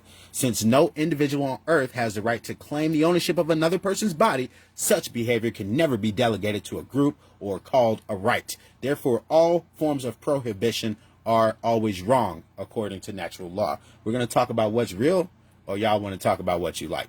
Let's get real, okay? Licenses and permits, okay? We can go into it with this too. This is the same thing, okay? The same thing, where a group of people call themselves the government prevent others from exercising specific behaviors, okay? Unless those other persons petition, aka beg, or pay the government for permission to be allowed to exercise those behaviors. You need a fishing license, for fuck's sakes. You need a license for everything. This amounts to the claim that rights are merely privileges that may be granted or taken away by the government based upon their preference or discretion. Remembering that the definition of a right is any action that does not cause harm or to a living being or their property, right? Any sentient being or their property. There is no such thing as the right to stop someone from exercising a right, since rights cause no harm, okay? They're lying to you. The claim over the rights of another person is called slavery. It's called slavery, people. Okay? It's called slavery. I don't care what they say. I don't give a fuck, dude. I'm doing the great work here. They're going to get mad. They're going to get pissed off. They might shut down my account. I don't give a fuck. I'm doing it. You guys have the knowledge now. I'm doing the great work. Okay? I'm not here to make friends. I'm not here to, it's not about all making money, because I could have just wrote all this shit down in the book and charged people for it. You know, it's not about that. It's about getting out the truth. And I'm sharing the truth with you. I'm teaching you guys what the occult is really about. This is what these people really care about. Okay, it's not angels and demons. It's not that bullshit you guys are focusing on and lighting candles and oils and shit in the dark. This is what they care about. Okay, but the permit shit is 100% wrong according to natural law. Understand that. They are doing everything in opposition to natural law so that people follow the opposite of the real rules of the world and place themselves into slavery. Okay, force and violence are often spoken about as if they are the same thing, and they're used interchangeably, when in fact they are diametrically, okay? They are diametrically opposed and polar opposites.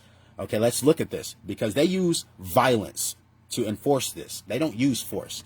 Cops are supposed to use force, but they don't. They use violence. Let's talk about the difference, okay? Force, the capacity to do work or cause physical change, energy, strength, active power. That's the definition, right? Action, which is in harmony with morality and natural law because it does not violate another's rights, okay? Action, which one always possesses the right to take. So force is, for instance, if somebody comes up to you, okay, well, let's just do the two definitions. Then I'll give you an example, okay? So violence is the immoral initiation, and I see your question, Devadrian. In this live, I'm going over all occult knowledge. I'm not even holding nothing back. I'm just going to keep talking about the different aspects of reality and what's happening in this world, what is really going on, instead of what the truth is versus what people want it to be. That's what we're talking about in this live. We're talking about the true evil of the world and the true sorcery that's taking place, okay? So violence is the immoral initiation of physical power to coerce, compel, or restrain. Okay, that's what it is. It's coercive action, which is in opposition to morality and natural law. Basically, it involves the violation of others' rights. Okay, according to natural law. Action which one never possesses the right to take. You never have the right to be violent with someone else for no fucking reason. Okay, so here's an example. What would you do if this guy walked up to you? You know, you're walking around middle of the night somewhere, chilling, whatever. This guy walks up to you, pulls a gun on you just like that, right? You use force. You're going to fuck that guy up if you can, right? To defend yourself. He deserves what he gets, right? He fucking deserves what he gets. If that stupid asshole walks up and thinks that he can do that type of stuff to people, right? Human beings possess the natural right to defend themselves. This is force. From violence. You need to use force to defend yourself from violence, right? A person who is accosted by violence possesses the right to stop the person who is conducting the violence from continuing to do harm to them with any amount of force necessary to stop the attack, up to and including deadly force. Now, understand what I'm talking about here, people. Okay, does violence become a right when the government does it? Does that make it right when they do it? See how fucking stupid that is? See how they lie to people? See how they are pretending to be the one God, because that's what it is, okay? Understand this. The two pillars of enlightenment, sacred feminine. We've been talking about this, okay? The non-aggression principle. The first pillar of enlightenment is the sacred feminine principle, okay? Also called the non-aggression principle. This principle states that do not engage in violence. In other words, do not immorally initiate non-rightful use of physical power to coerce, restrain, or compel the rightful physical behavior or free will choice of another sentient being. This is very easy to understand, people. Okay? The two pillars of enlightenment. Here's the second one. The sacred masculine self-defense principle. The second pillar of enlightenment is the sacred masculine principle. Okay, we just said this, sacred self-defense principle. This principle states that sentient beings have the right, the inherent right, to use force to defend themselves from violence conducted upon them by another. Period. Kill that motherfucker. If somebody tries to steal from you in any capacity, if they break any of the 7 laws that we have as human beings, any of our rights, kill them. Fuck it. They've officially harmed you. They've harmed you. Okay? You officially have the right to defend yourself. Okay? Understand what this means. In order to have true balance and not just be the violent, controlling assholes like we're dealing with already, you have to have balance. You have to know when to strike. You have to know when violence is being used against you. You have to fight the right fight. You need balance. You need both of those principles, right? So let's talk about why this is our current condition. Why are we locked down? Why are we trapped in this prison, this matrix? Why are we stuck in here? The main reason our species continues to experience our systemic and growing loss of freedom is because we collectively do not deeply understand ownership. We continue to commit and condone theft. That is the hard and real truth. Ownership. To own a thing means that regarding that thing, an individual maintains rightful possession, control of usage, and responsibility for. That's what ownership is. Natural law can be essentially reduced to a single spiritual law. Don't steal. And that's fucking super easy. Don't steal. It's that easy. Don't steal some shit that belongs to someone else. Now you understand the concept of ownership. Now you have this sacred information. For those of you that have been here since the beginning, you have this information. So now that you have it, you have a responsibility. Okay? Conscious. You're conscious now, right? From the Latin prefix con, together, and the Latin verb seer, to know, to understand, to know together. Common sense. That's what conscious is, to know together.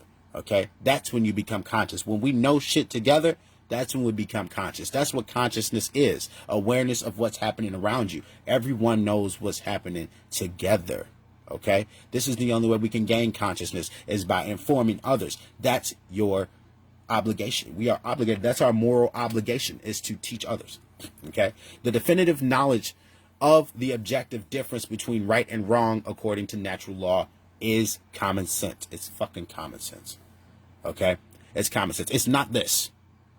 Consciousness has nothing, raising your consciousness, becoming enlightened, has nothing to do with trying to fly up to the fairyland, the high light being lie that this fucking bullshit right here represents. It has nothing to do with that.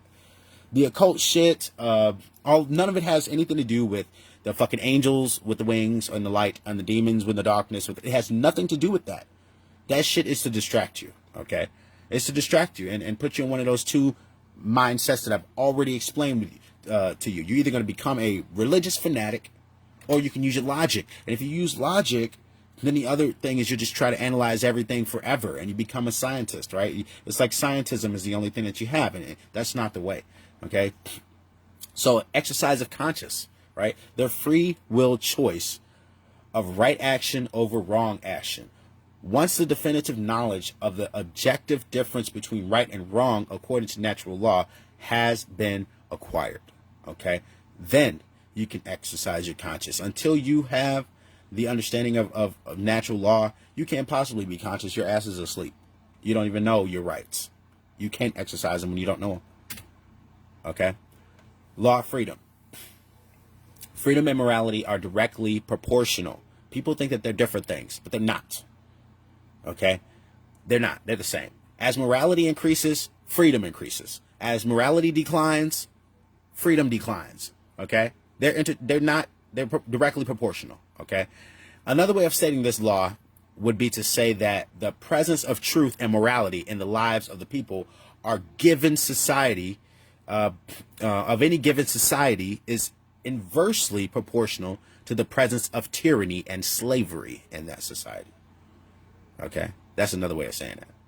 So if you have a lot of truth and morality, freedoms will be there. The more people slip into the other fear-based bullshit and lies, the more we're going to be slaves. Understand this game, you guys. Understand it, how they're playing it. I'm telling you. True freedom can never exist in a society that embraces moral relativism. Okay? We're going to talk about what that is. The idea that there is no inherent and objective difference between right and wrong. That's when you just keep making up your own rules. Like, hey, you know, this is what we want to be right now, and this is what we want to be wrong now. That's not true. Nature has a set of laws. Okay, I've already told you what they are. So humanity may arbitrarily create or decide right and wrong for themselves is what this is saying. That's what moral relativism is. Okay. So natural law versus man's law. Let's get into the government, because I told you that was coming. So hopefully everybody's liking this. Slam that like button. Slam that the heart buttons out there if you guys are liking this live tonight. Like I said, I'm breaking it down. I'm going deep. I'm going to teach you guys what the fucking occult is really about. It's a lot of bullshit floating around. Okay? And I'm not about bullshit here. Demonism doesn't stand for that. I'm going to give you guys the real shit. Let me get a cigarette, because I've been talking like a motherfucker. Let me get a cigarette, and we're going to keep this shit rolling. Okay, let's talk about natural law versus man's law. The real laws of the universe and how to manifest shit versus what they tell you how it works. Okay? Let's do this. Here we go. So natural law is based upon the principles of truth, inherent to co-creation right in front of you. Nobody needs to explain it because you can see it, right? It's like gravity. You can say, oh, I don't believe in gravity or whatever, but it ain't about what you believe. You jump your ass off that cliff, you know where the fuck you're going, right? Harmonized with, due to knowledge and understanding. Universal. Exists and applies anywhere in the universe, regardless of location. That means if your ass is on planet Tahuti, then the natural law is still going to apply there, because it's awesome like that, okay? Eternal and immutable. Does not matter where you are. Doesn't matter. It's eternal. Exists and applies for as long as the universe exists, and it cannot be changed. That's what immutable means, right? Now let's look at man's law. Man's law is based upon dogmatic beliefs, constructs of the mind, okay, complied with due to fear of punishment.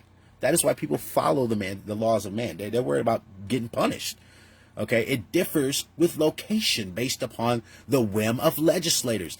I mean, it's moral relativism. That means if you go over here, the laws are this. If you go over there, the laws are there. If you, like, for instance, you guys that are in Texas, you can have your big giant machine guns, but you walk across that or bring that bitch across that state line, you're going to jail. That's how stupid laws are. Okay, it's moral relativism. It doesn't make any fucking sense. And the other thing is they change with time based upon the whims of the legislators. So they can just decide tomorrow, oh, you know what, about that gun thing, we're sorry. I'll let those guys out that we put in jail. We don't give a shit that we wasted all that time in their lives. They weren't that important anyway, you know, fuck it, right? So what does this mean for man's law, right? This stuff that I'm telling you, what does this mean for man's law, right? It's simple. It's a simple if and then logic that's needed to make sense of this stuff, right? If a particular man-made law is in harmony with nature, then it follows logically that it is redundant, right? Since it is stating a truth that is inherent, pre-existing, and self-evident. Therefore, it is both irrelevant and unnecessary. If a particular man-made law is in opposition to natural law, then it follows logically that it is both false, incorrect, and immoral, harmful. In other words, wrong. Therefore, it cannot be legitimately binding upon anyone. Okay? In light of natural law, man's law is irrelevant and unnecessary because these things are right in your face. Okay? Okay, it's right in your face. Equality under natural law. Everyone has the same exact rights. We just talked about this. Okay? No one has any more or less rights than anyone else. Okay, since rights are not created by humanity. and since they are the birthright of humanity, gifted to us by the creator or creators of the universe. No human being or group of human beings is actually capable of granting rights to anyone else, nor is any human being capable of revoking rights from anyone else. You have to understand this, okay? Government is nothing but men acting in concert. Okay, the morality and value of government, like any other association of men, will be no greater or no less than the morality and value of the men compromising it. Since government is nothing but men, its inherent authority to act is no greater than or different from any other man, right? Government has no magic powers or authority, but not based, not possessed by private individuals. Let he who asserts that government may do that which the individual may not assume the onus of proof and demonstrate his contention. So that's just, you gotta understand what this is saying. Okay, this is Christopher, okay, Lispner, and this is serious, guys. You have to understand what the fuck is taking place here. What in the fuck is going on here? Okay, if you're not angry when I tell you this, when you see this next part, then I don't know what the fuck y'all doing out there. Y'all not studying the occult. Y'all ain't even learning the things that are unseen. Because here's one that's right in your fucking face. Government. The Latin verb gubernare, to control. The Latin noun means mind. The Latin noun means mind. To control mind. That's what government means. That's what the word literally means. Fucking mind control. That is what it's all about, people. This is too good for me to make this shit up. Okay? This stuff that I'm sharing is too good for me to make this up. Okay? This is what the word means. It means mind control. I can't even talk now. That fucked me up. Etymological origin of the English suffix, okay, is often debated. Yet, it's overwhelmingly clear that those who created the English language deliberately chose means the Latin word for mind to mean the state of or the condition of, in direct keeping with the first principle of natural law, the first principle of mentalism, which demonstrates that in order for any particular thing, event, circumstance, state, or condition to exist as it is currently, or as it currently does in our manifested reality, the plane of effects, it must first have existed in the mind.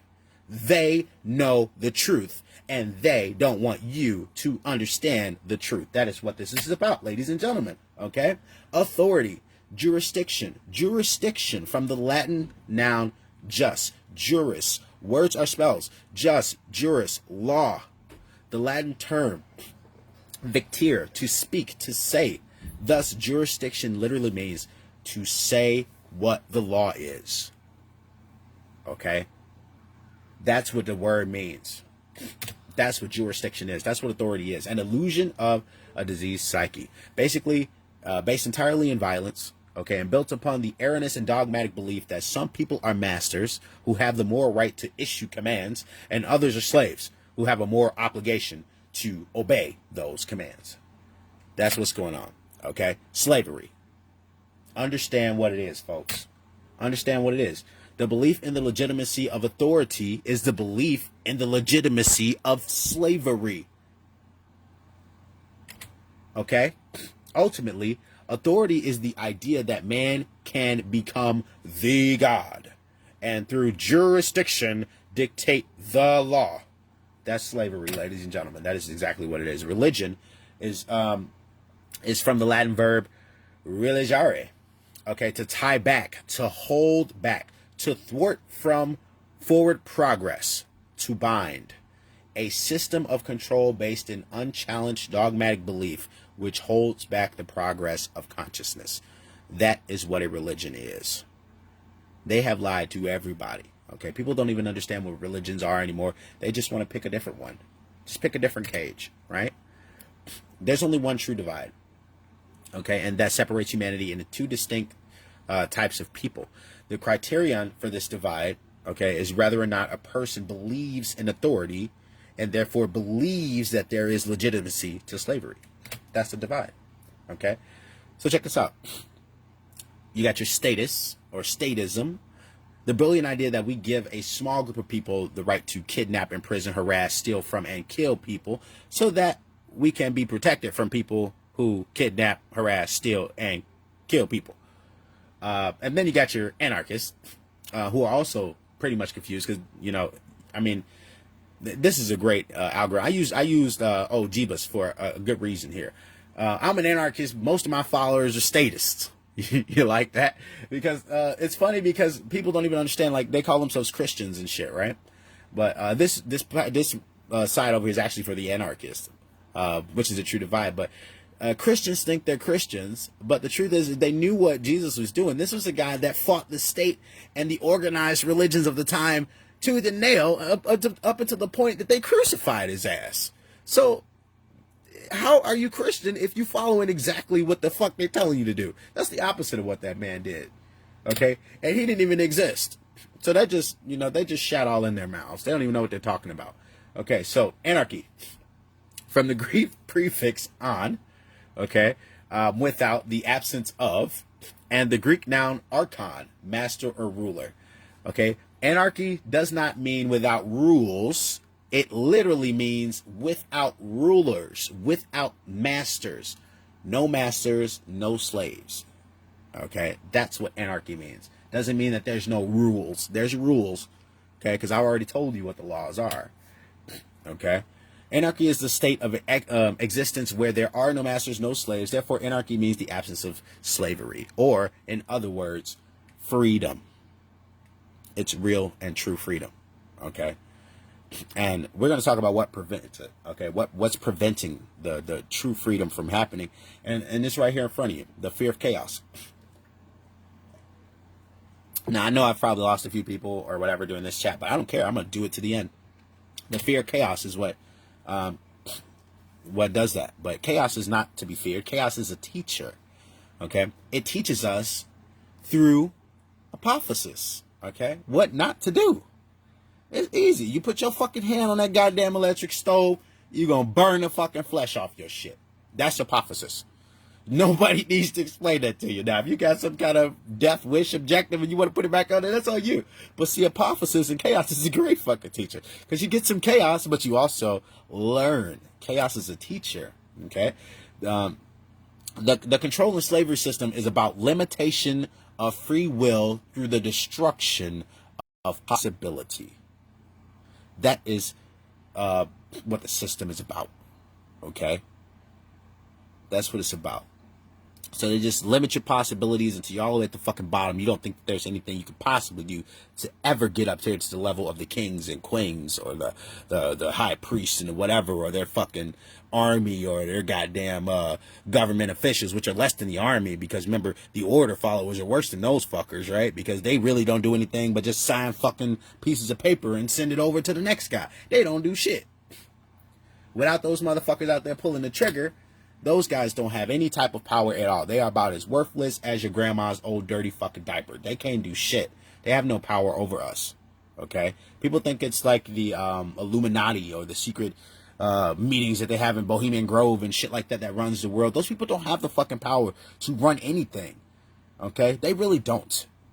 The only power they have comes from the order followers. Comes from the people out there pulling the trigger. It comes from people being ignorant and following their stupid fucking instructions.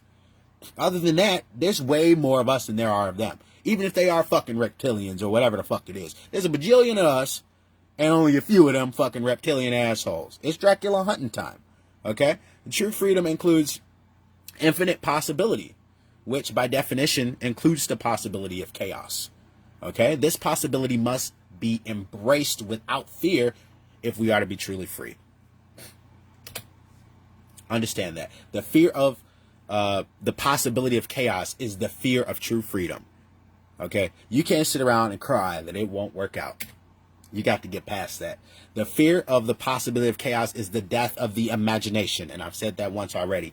Okay? Imagination is the powerful ability of the human mind to envision a different state or condition than the one which is already manifested. Okay, imagination must be present in order to create a different state of existence than the one currently being experienced. Because, according to the principle of mentalism, for a different state to manifest in the physical world, the plane of effects, it must first exist within the mind, plane of causality. If the imagination is stifled or destroyed, total mind control, or stuck in a state of fear, any positive change to our state of existence becomes completely impossible. Okay, it becomes impossible. We cannot allow this to happen. It cannot be a state of fear. You can't live in fear. Through their fear, okay, of the possibility of chaos, true freedom, most people advocate the, most people advocate the legitimacy and continuance of authority and government, and are therefore actually advocating the legitimacy and continuance of violence and slavery. Understand what's going on, people. Okay, this is super deep.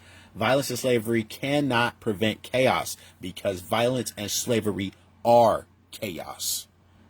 Okay, statism is the most dangerous religion in the world, and it is a religion. This is a religion these people follow. Okay, following orders means doing what you're told to do without judging for yourself whether or not the action you are being ordered to carry out is right or wrong. That means you're not weighing it against natural law. You're just going to do it. You don't care. You're just following instructions. And we talked about what that means. If an individual is following orders, that individual cannot be exercising conscious. That means you're unconscious. That means you're asleep. You're not thinking. Because conscience, right, by definition, exercising conscious means that one is willfully choosing for themselves right action over wrong action.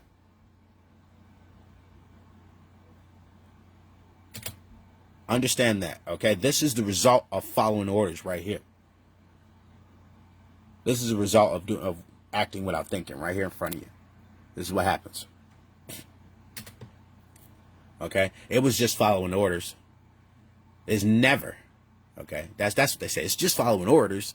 Is never a valid excuse or justification for immoral, criminal behavior, and this lame attempt to abdicate personal responsibility should never be accepted, okay? As a valid excuse for such behavior. You just can't accept that. We can't accept that. I was just following orders. That is stupid, okay? You're responsible for what the fuck you do, okay? Justification. Let's talk about that word again. From the Latin noun jus, right, law, and the Latin verb facere, to make, to create a right. Okay, they're making it up. They're making them up. You assist an evil system by most effectively by obeying its orders and decrees. An evil system never deserves such allegiance. Allegiance to it means partaking of the evil. A good person will resist an evil system with his or her whole soul. And that is from Mahatma Gandhi. Okay, we're going to talk about moral culpability, but I'm going to open up for a couple questions, all right, before I keep rocking and rolling with this shit. Okay, all right. I never even smoked my cigarette. That's how deep I am into the great work. I'm just going to keep it real. I'm sitting here holding the motherfucker and still talking, because this is that important to me. This means that much to me, okay? And hopefully it means a lot to you guys too. So moral culpability, this is the real sorcery, you guys, okay? I'm telling you. The determination of who is ultimately at fault or deserving of blame. That's what we're going to talk about. For the commission of actions which resulted in harm or loss to others. Culpable, at fault, deserving of blame.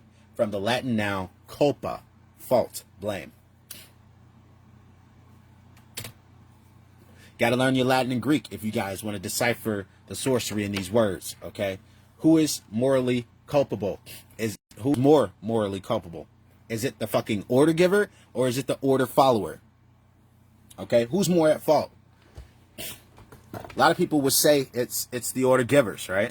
It's those guys with the pens, but I already explained to you that they don't have any fucking power. Their real power comes from the fucking order followers, because they both give the same excuse, right? Have the same excuse. My actions didn't cause that. I just sent them off to war. Oh, my actions didn't cause that. I was just following orders. But when you look at it from natural law, look at that father holding his daughter. Who gives a shit? Okay? You're at fault, mister. Pull the trigger. You're the one who killed his fucking daughter, not the guy that scribbled on the paper. You're fucking at fault. The painful truth is the order follower always bears more moral culpability than the order giver, because the order follower is the one who actually performed the action, and in taking such action actually brought the resultant harm into physical manifestation. Order following is the pathway to every form of evil and chaos in the world. It should never, never be seen as a virtue by anyone who considers themselves a moral human being. Order followers have ultimately been personally responsible and morally culpable for every form of slavery and every single totalitarian regime that has ever existed upon the face of the earth.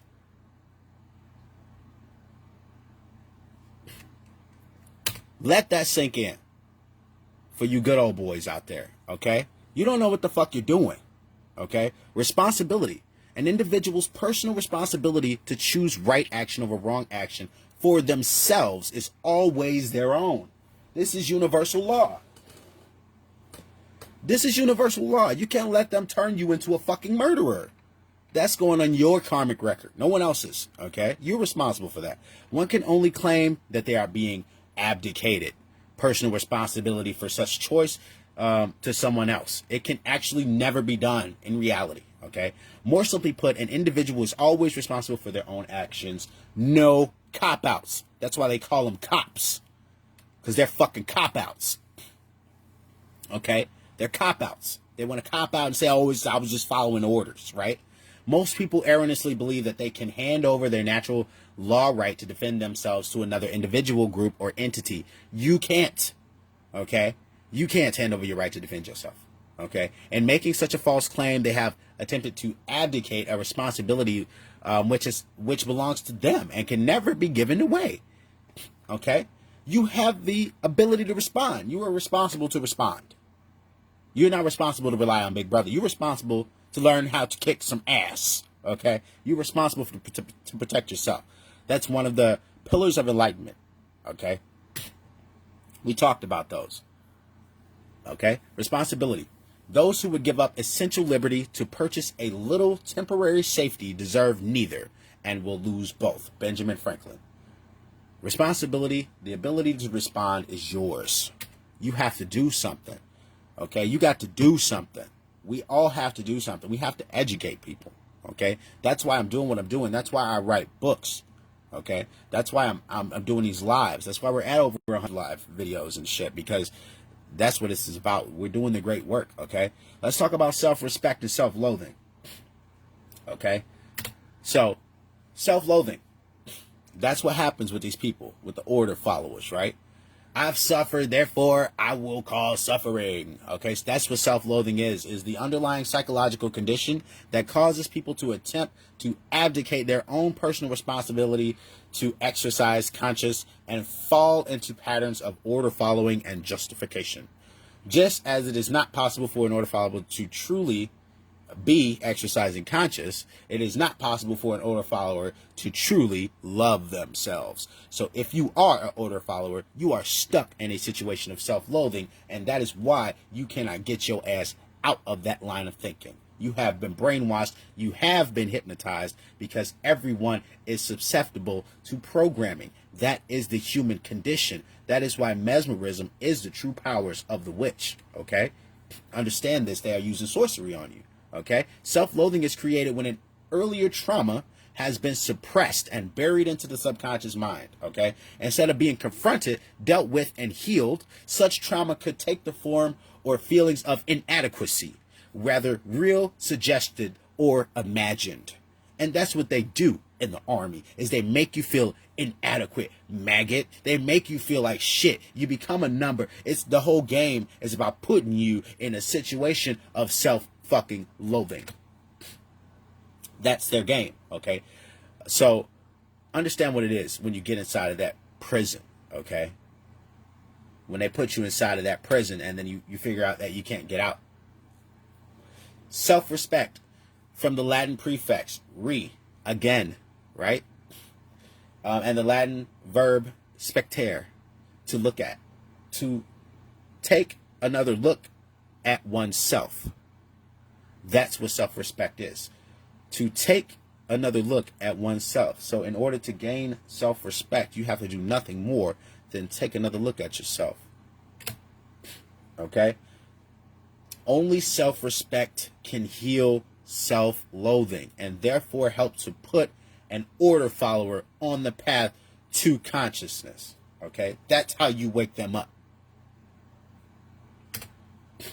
They have to do it themselves. Okay? Now we're going to talk about the lost word.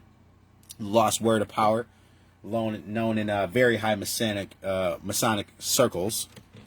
We're going to talk about what that is. So the lost word is a concept, esoteric Freemasonry, in esoteric Freemasonry, which represents a state of consciousness that has been largely lost to the majority of human beings. In order to speak the lost word, a human being must work upon themselves in order to achieve a state of equilibrium or balance between the left and right brain hemispheres. In such a state of consciousness, the being has come to know the self, as well as the working operations of natural law, and in doing so, has come to understand the objective difference between right and wrong, or, as they are referred to in Freemasonry, light and darkness, respectively. Okay? So, in the enlightened state of consciousness generated through the knowledge of natural law, a human being is finally able to speak the lost word, which is no. No is the word of all power. Only when we say no do those who claim to be our owners, those who claim that it is they who decide which rights we have or do not have, do we stop externalizing our power to anyone outside of ourselves, and in doing so, reclaim all of our rights. Sadly, very, very few people in our world have the knowledge, care, and courage that is required to do this. This is why this all-powerful world is considered, or this all-powerful word is considered lost, okay? Because people don't have the courage to say no. I'm not doing that stupid shit. The lost word, no. Know your rights. Know your rights. Those who don't know won't say no.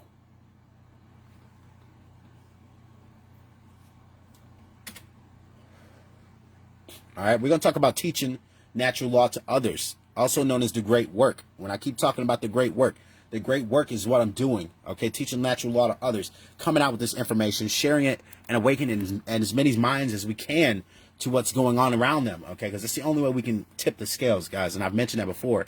But let's talk about this. Okay, shift happens, right? Quantum shift in human consciousness is required for humanity to become free of its self-imposed state of slavery. This is self-imposed, okay? Unfortunately, this great change is not an automatic process, nor is it guaranteed to happen at all, okay? Whether or not it will occur is a function of the human will to learn the truth and teach it to others. This involves enormous effort, okay? Dedication and persistence. We have to keep stomping this shit out into people's ears, whether they want to hear it or not, okay, in order to make change. All right? A quantum shift has requirements.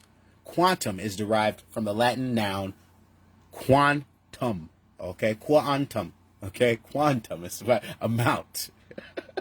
Jeez. In order to tip the scale of truth and justice back to balance, okay, a certain amount of people actually need to be doing the great work and helping others to receive the truth, okay? So there's lies and there's truth and there's this scale, and we have to balance it. And once that scale starts to tip and balance, once there's more truth than lies, we'll start to have more freedoms, okay? They're directly proportional. We talked about that to each other, right?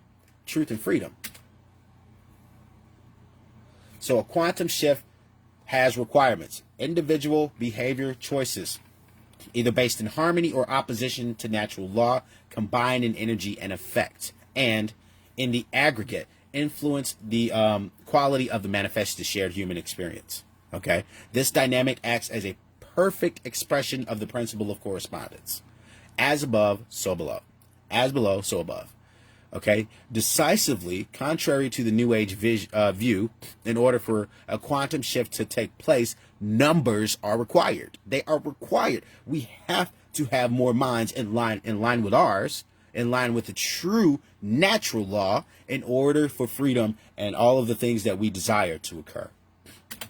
Okay, so let's talk about what is the great work. The great work can only be performed after one has already realized the truth regarding natural law and brought oneself into alignment with it. If you are stuck in the deceit, stuck in the fear, stuck in the lies, you can't do it. You can't do the great work. Okay, you're going to be mixing it with that poison bullshit we talked about, that brown nasty shit I showed you in the chart. Okay, the true great work comes after you learn how to do it for yourself, right? It comes afterwards. The true great work is the arduous task of influencing others to go through that very same process that you just went through. Okay, it is to help them realize that, and supporting and condoning the legitimacy of authority and government, man's law, that they have actually been supporting and condoning the legitimacy of slavery, and that they were immoral for doing so. Okay, now that is tough to do. That's fucking hard, arduous work. Just like I said, people don't want to hear that. They don't want to hear this. People don't want to hear this. They didn't came on this live, listened, and jumped off because they're like, oh shit, what is he talking about? The realest shit ever. That's what it is. Okay, in short, what the true great work comes down to is to get people to abandon their religions, the false and dogmatic beliefs which hold back the progress of consciousness by impeding the reception of truth and natural law. You got to get them to abandon their fucking religions, and that is not easy to do. They love Jesus way too fucking much. You can't convince them that that white man ain't actually finna come out the sky and save their asses at some point. Okay, it don't matter if it's Jesus, aliens, whatever it is that they believe in. People are gonna fight you. They are agents of the Matrix. They're gonna defend it to the death, right? They are gonna become Agent Smiths and fight you to the death. This is a serious battle that we're in for our minds, for our very spirits and our souls and our minds. We have to try to wake people up to what's going on around them. Okay, that is the great work. One does not become enlightened by imagining figures of light, but by making the darkness conscious. Okay, the latter procedure, however, is disagreeable and therefore not popular. Carl Jung. Let's talk about occult, people. I know what I'm talking. This is the occult knowledge, okay? But y'all want fucking fairy tales and other stuff instead. You don't want the real stuff, right? That's the problem with people. This is why it's so difficult to wake them up, okay? Educate and inform the whole mass of the people. That is the only sure reliance for the preservation of our liberty, okay? Of our liberty. That is from Thomas Jefferson. Educate and inform the whole mass of the people. That's the only way, okay? So, what will this battle really be against? It's not monsters. It's not the Illuminati, because frankly, the Illuminati stands for illuminated one, right? And the illuminated one has knowledge. Light has always been a acronym or a representation of knowledge. We are the fucking Illuminati because we are the illuminated one. I have just illuminated you. Now you are the part of the Illuminati. We are the illuminated ones. It is not some small group of people controlling the world. It is the people that possess the true knowledge of light. Okay? And then this is what we battle against. We battle against egos that are hardened into negative knowledge. Okay, we battle against emotional mind control. That's where religions come in. They care so much about what their heart feels about Jesus. Fuck logic, right? Okay, fear of true freedom is the other thing. They think that without Big Brother and the police around and everybody to protect them, that they can't protect themselves. They don't have any sense of self-defense, which is one of the pillars of enlightenment, right?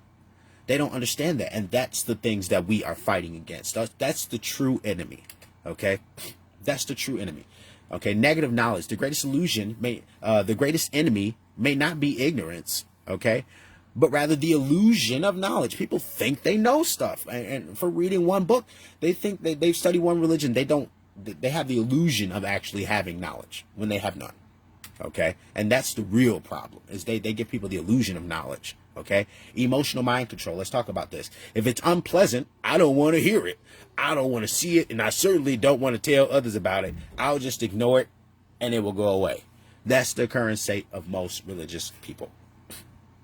Okay, I'm gonna ignore you till your ass go away. Emotional mind control works like this. You got somebody in your ear screaming, 2 + 2 is 4. 2 + 2 is 4. There is only one set of natural laws in the world. Only one set of laws in the world. There are no other fucking laws. There's no super people that control everything. That is bullshit. Okay? 2 + 2 does not equal 5. It equals 4. Okay? But emotional mind control will convince you anyway that what I'm saying is not real, because you don't want to hear it, because it hurts your feelings. We can't get to the truth, right? We literally believe that we are in the right to ignore a message of truth if the messenger is somehow distasteful to us. I don't like him, so fuck the truth, even if he is saying it. I would argue this to be a symptom of total madness. Okay? That's a symptom of total fucking madness. Okay? The fear of freedom. Where does it come from? Why do people have the fear of freedom? These are the 3 causing factors of the fear of freedom within a person. Refuses to own personal property. They just refuse to acknowledge the fact that, they don't actually own anything. Okay? They don't actually want to own anything. They like having somebody else, dictate what's happening for them. It's easier that way. Okay? They don't want to have to figure it out. They don't want the problems. So self-loathing due to lack of self-respect. We already talked about that. That's another strong-ass causing factor that turns a person towards fear, makes him an order follower, right? And then the other one is abandonment issues. Abandonment issues. They don't, maybe one of their parents abandoned them. Maybe they feel like they deserve more to be given to them in this world. Maybe they feel like fuck the world don't care about them. Whatever it is, there's some type of abandonment issues that locks someone into the fear of freedom. That's how you get trapped in that fear. Okay? Is one of these 3 causers. Okay? Now, what will be required on the part of those performing the great work? Okay? You need to have knowledge of the real enemy, which I've already told you what the real enemy is. Okay? You need to be in service to truth. To truth. Not to your version of the truth. Not to warping it, not to adding into some stupid bullshit that you want to fit in there. Service to the honest, real, and only one truth, which is always and eternally ever present. Okay? You need to have courage and persistence to follow through and do the great work.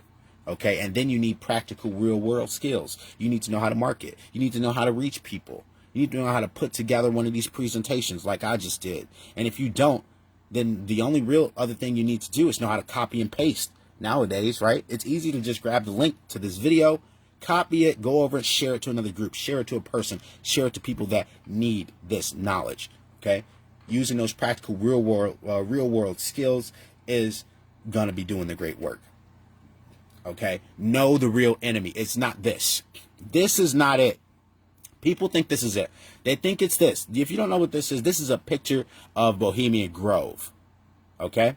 This is a picture of Bohemian Grove. That's a giant effigy statue of an owl there. There's a circle of guys here. The owl's actually like a hollow point. There's a big circle there. They stand around in their robes. These are all the biggest officials in the world. The presidents and rich motherfuckers all go and hang out at Bohemian Grove, and they do this ceremony called the cremation of care. And that's what you're seeing right here. This is a picture of the cremation of care. Somebody snuck in there one year. I think his name is Alec. I don't know who it was. Alec something. Rhino helped me out. He's a conspiracy guy, really big. But he snuck in there and got a video of these guys doing the cremation of care. And it was really creepy, like pagan ceremony. And they actually bring out a sacrifice. Whether it's a real person or not, you can't really tell because everyone that's watching is across a river. So you can't see up close. They're on the other side of a river watching this. The spectators. Alex Jones, that's who snuck in. And then over there is all the real believer practitioner fuckers in the robes, right? But they bring out a person. It could be an effigy, which is like a mock-up or a dummy, or it could be real. Because what happens is they burn it like a witch. They put this person on a stake, they set him on fire, and you can hear the screams as they do this ritual of the person or effigy or whatever it is that they set on fire. So whether it's real or not, I don't know. But this is not the enemy. Is my point. I just want you to understand this picture. But these guys, these fucking old guys, and naked under these bathrobes, you know, everybody's been here. Fucking Bush, you know, all the way back as long as presidents can go back. They've been coming to this fucking place. But these fucking old guys with their wieners out hanging out in the woods are not the ones that are truly in power. Just understand that. It's not. This is not the enemy. Okay, this right here, this. Being asleep, letting everyone remain in a state of hypnosis is the enemy. That's the enemy. We have to educate them. Not educating them is the only true enemy. Okay? If we let them know about the information, if we teach them the true laws, the true rules of Earth by which there are only 7 and there is only one law, okay? We've discussed it, the natural law, then they will know the truth of who they are and where they come from, okay? We can help to awaken these people. Okay, you have to be in service to truth. Pick up your fucking sword and let's go. Okay, truth can never be destroyed, but humanity can. Humanity can. It can be destroyed. When we refuse to act in service to truth as her defenders, it is possible for us to co-create a positive outcome. But this can only be accomplished if we care enough to learn the truth about ourselves, okay? And then develop the courage to continuously speak it to others, okay? That's the only way. You have to be in service to truth. That is how we make a difference. That is how we change. That is the game, and that is the great work, okay? Courage. The liberties of our country are worth defending at all hazards. It is our duty to defend them against all attacks. It will bring a mark of everlasting infamy on the present generation if we should suffer them to be wrestled from us by violence without a struggle, or to be cheated out of them by the artifices of designing men. Samuel Adams. If you love wealth greater than liberty, the tranquility of servitude greater than the animating contest for freedom, go home from us in peace. We seek not your counsel nor your arms. Crouch down and lick the hand that feeds you. May your chains set lightly upon you, and may posterity forget that you were our countrymen. Samuel Adams. Persistence is the other thing that's required. We are the vehicles by which truth operates in the world, people. Therefore, it is our shared, okay, it is our shared responsibility at this time to help to awaken others by continuously speaking the truth. Even if we feel burdened by this task, even if it makes all those people uncomfortable, even if you don't fucking feel like it, it was never about you. This is about all of us. We're all trapped if you refuse to do the great work. We have an obligation, okay? We have an obligation, okay? These are the times that try men's souls. The summer soldier and the sunshine patriot will, in this crisis, shrink from the service of his country. But he that stands in it now deserves the love and thanks of man and woman. Tyranny, like hell, is not easily conquered. Yet we have this consolation with us, that the harder the conflict, the more glorious the triumph. Thomas Paine. There are only 2 mistakes one can ever make on the path to truth: not starting and not going all the way. Buddha. Apocalypse. Okay, let's talk about this word. From the Greek prefix apo, away from, we already talked about that, right? Removed from. And the Greek verb kalyptein, to cover, to conceal. Hence, apocalypse, literally meaning to reveal, to take out of hiding. We are in the business of de-occulting, demystifying magic. Okay, de-occulting. Living in harmony with natural law leads to freedom, peace, prosperity, survival, and evolutionary progress. Okay, living in opposition to natural law leads to control, enslavement, war, evolutionary stagnation, and eventually extinction of our species. Okay, we're going to blow our fucking selves up thinking that way. There is a law that man should love his neighbor as himself. In a few hundred years, it should be as natural as mankind is breathing, or, the upright gait. But if he does not learn it, he must perish. Alfred Adler. nature is to be commanded. Nature to be commanded must first be obeyed. And that's Francis Bacon. Okay? So that's all I got for you guys. Hopefully the stuff that I shared really hit home. You know, you really gained some knowledge into the occult, into the hidden secrets that are right in front of you, and the stuff that they're using to control the masses, okay? So with that said, I don't even know how long I've been on live, but much love to everybody out there, and I will see all of you guys in the next one.